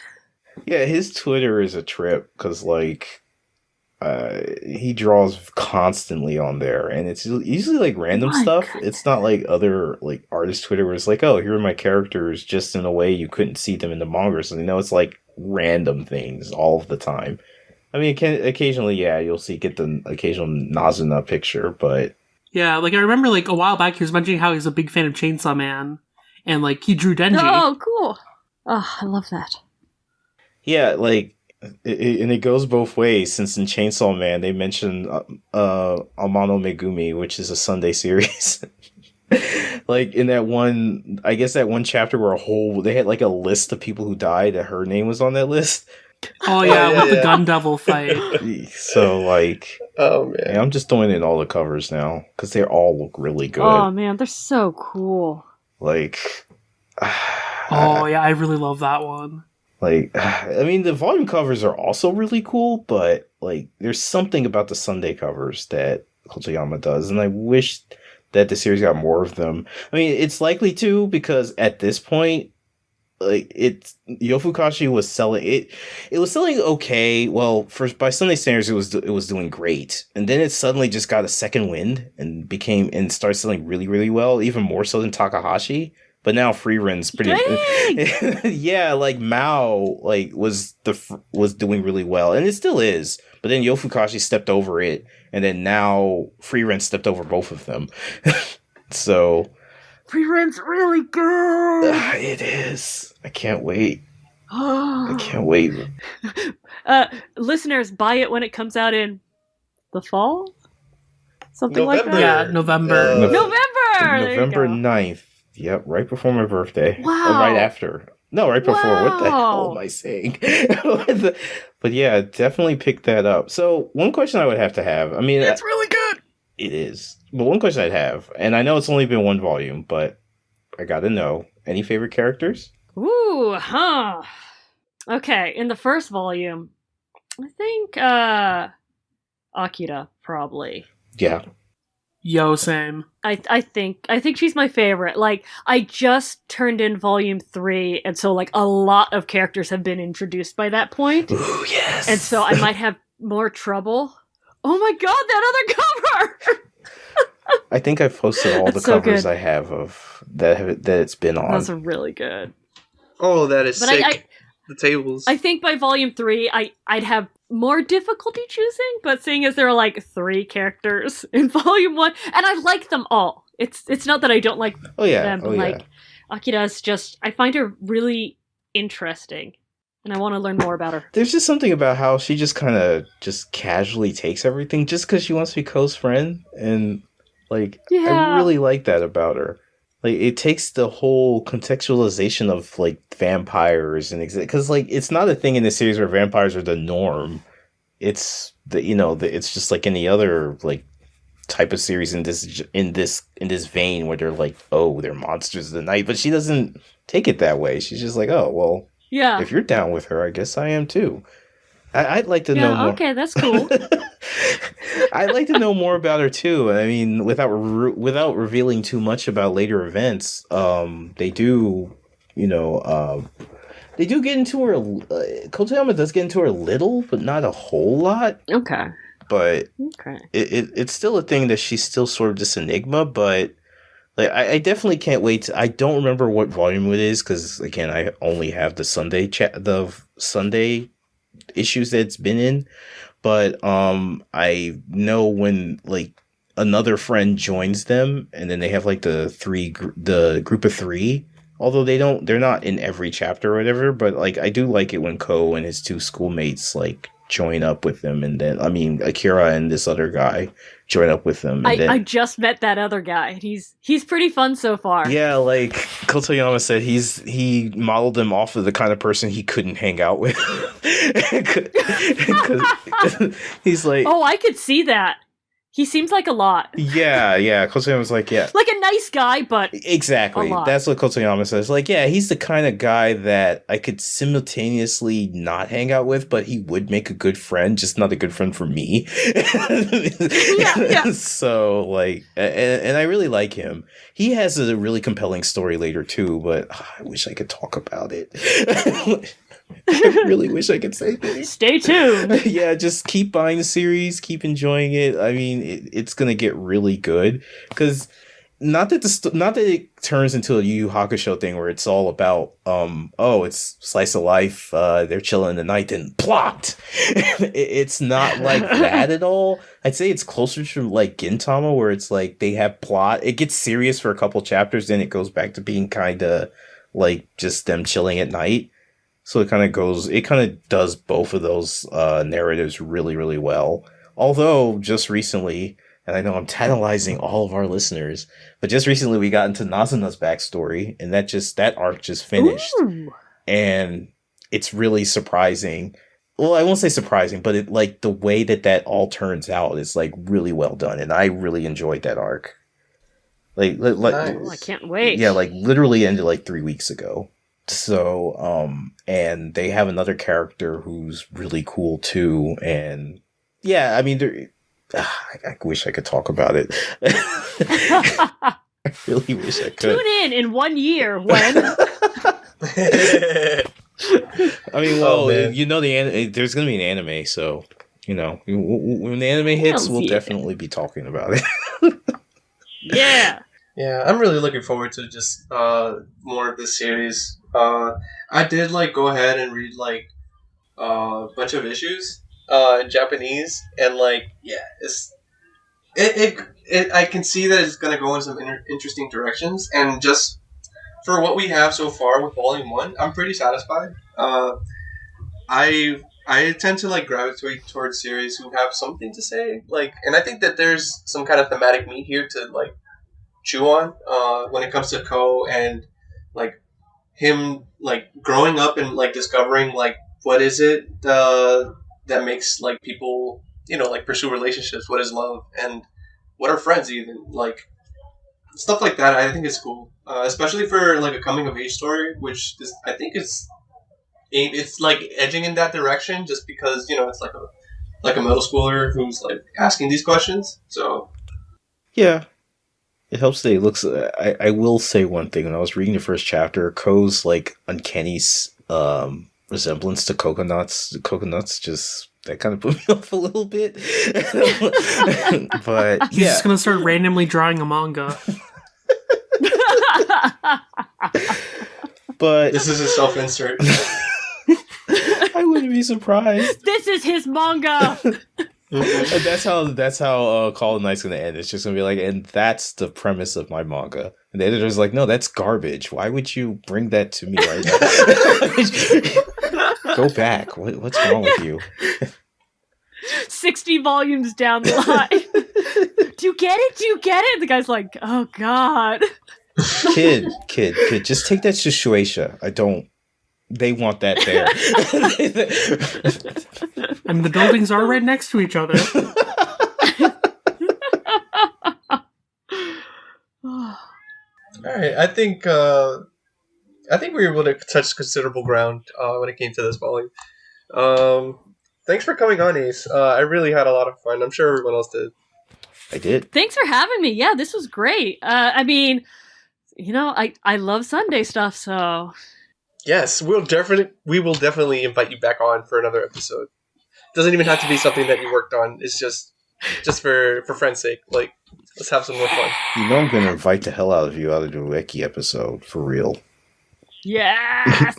I do want to say, so Viz likes it when I ask permission to be on podcasts. So I contacted the publicity person. I was like, hey, you know, I'm going to be on this podcast. Is that okay? You know, we're going to talk about Call of the Night. And she was like, yes, thanks for asking. Yes, Call of the Night. Yes. And I was like, yeah, Call of the Night.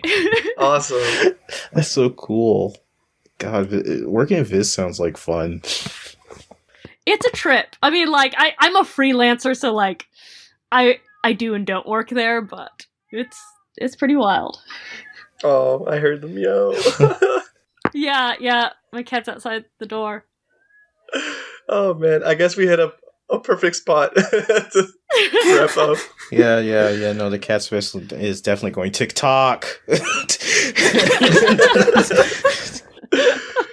Okay, so Ace, would you like to make like the night and just sign out and give us anything you want to plug? Just read Call of the Night. Support Sunday series. Check out Free Ren when it comes out in November, like you guys said. Yeah. Mm-hmm. Read your Sunday. Manga starts on Sunday. God, I need to use that. Although it's ironic because like in the magazine it's like Wednesday is Sunday. That's how they advertise it. Don't you know? In Japan, days are different. Okay. That's fair. I should know this. I'm sorry. I'm hanging my head in shame right now. Well, now you know. Nice. Where can people follow you if they want to check out more of your stuff? I'm on Twitter at Kaito_Ace. That's KAITOU_ACE. I will give you a warning. It's about 95% Final Fantasy 15. So maybe 1% lettering, 4% World Trigger, 95% Final Fantasy 15. Seems like a very good balance. That math definitely checks out. And Sakaki, where can people find you? Boss. You All can hail our master. You can find me at Kirobon, KIIROBON. I'm gonna get this out of the way because it's the shitty Twitter, my personal one. There's not much going on there. Hush! Don't say that. What Sakaki says is all lies. Yep. He's just modest. I'm not modest. Yep. There really is nothing there. Like I'm trying to do stuff with that one, but the where the real fun is at WSS Talkback. Wow, I almost forgot my own Twitter. At WSS Talkback is where the real fun is, which is where I go. We go through the entire Shonen Sunday magazine every week. I buy it from Amazon. I go through the whole thing, pictures, news, all of that stuff. You can also check out WSStalkback.blogspot.com, which is where I post like longer things like interviews, like the Kotoyama interview. You could definitely go read that. I translated it a while back, and learn more about the guy behind this series. Where we have reviews of manga, anime, all Shogakukan stuff, and as if anybody's ever interested in writing something about a Shogakukan series, new, old, popular, not popular, definitely hit us up because I always love to have new people on. And I can't believe it. I wasn't following the time to fix that. the WSS Talkback. Yeah. Yeah, please. We got a live It's follow. taken care of everyone. now. Yes. If you're listening, open your phone right now. Go to WSS TV and follow. Do it. We You see don't you have there, to. But listener. it would make us happy. Yeah, It because did break 5,000, so yeah, we're actually at 5,670 followers. So Jesus it Christ. it would be Dang. super duper nice if we could get to 6,000 this year. Not saying it has to happen, but I would be really happy if it did. Ken has 6,000. Make it so. And like Marion writes a lot of stuff for that, a lot of really good reviews. Like definitely check it out for that. I also write for Toonami Faithful. Or procrastinate writing for Toonami Faithful is more accurate.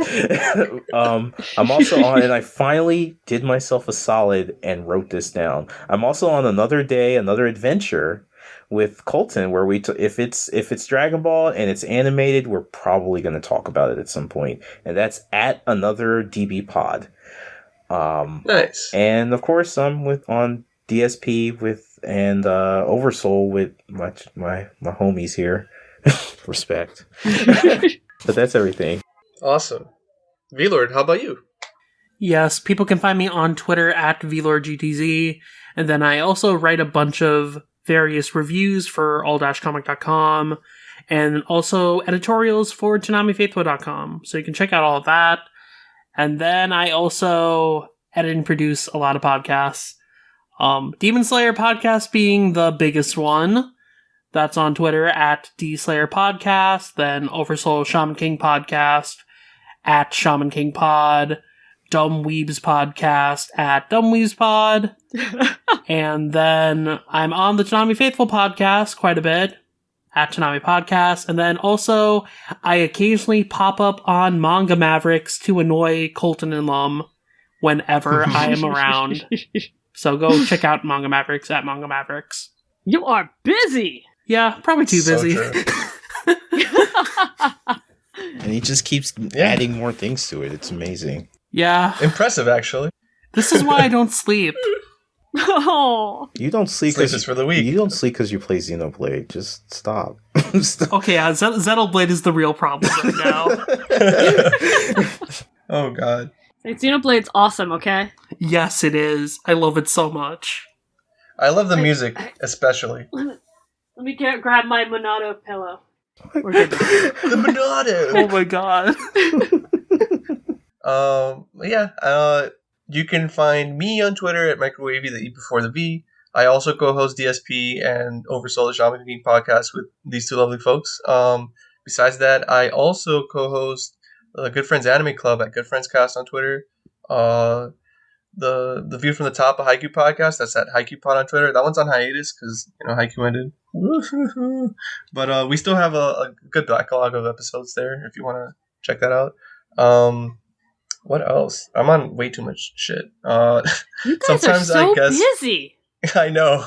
Sometimes I guest on the My Hero Academia podcast at MHA Pod. Definitely check that out. I love Kendra. Wonderful person. And she's also the person who runs the Haikyuu Pod account. So, yeah, check that out. Also, I write reviews for the Shonen Sunday blog at wsstalkback.blogspot.com, as Sakaki said earlier. Something new in the works. Yeah. Ooh. It's gonna be not that big of a secret, but it's basically gonna be like a catch me up on all the stuff that I was not able to cover since I got my new day job at the pharmacy. But there's a lot of Sunday stuff and like Shogakukan in general that came out between November and now, and I'm gonna let you know like all about it. What was good about it? I'm not gonna say what was not so good because most of it was. But look forward to that. It's gonna be cool. And I also write editorials for Tanami Faithful at TanamiFaithful.com. And I have my own personal blog. That's heavensdoorknob.blogspot.com. It's a JoJo's joke with Heaven's Door. Anyway, you can find Saturday Night Shoggy at Sat Night Shoggy on Twitter. We're also available on any podcast platform that you listen to. iTunes, Google Play, Anchor, Spotify, you name it. And I think that's it. Again, thank you, Ace, for coming on. It was such a pleasure. And thanks again for having me. Yeah, anytime. For sure. Next time, we're going to have, I don't even know, probably the Oeki episode, probably also the Kakaishi episode, because we still got to talk about that. I got to come up with something clever to say here.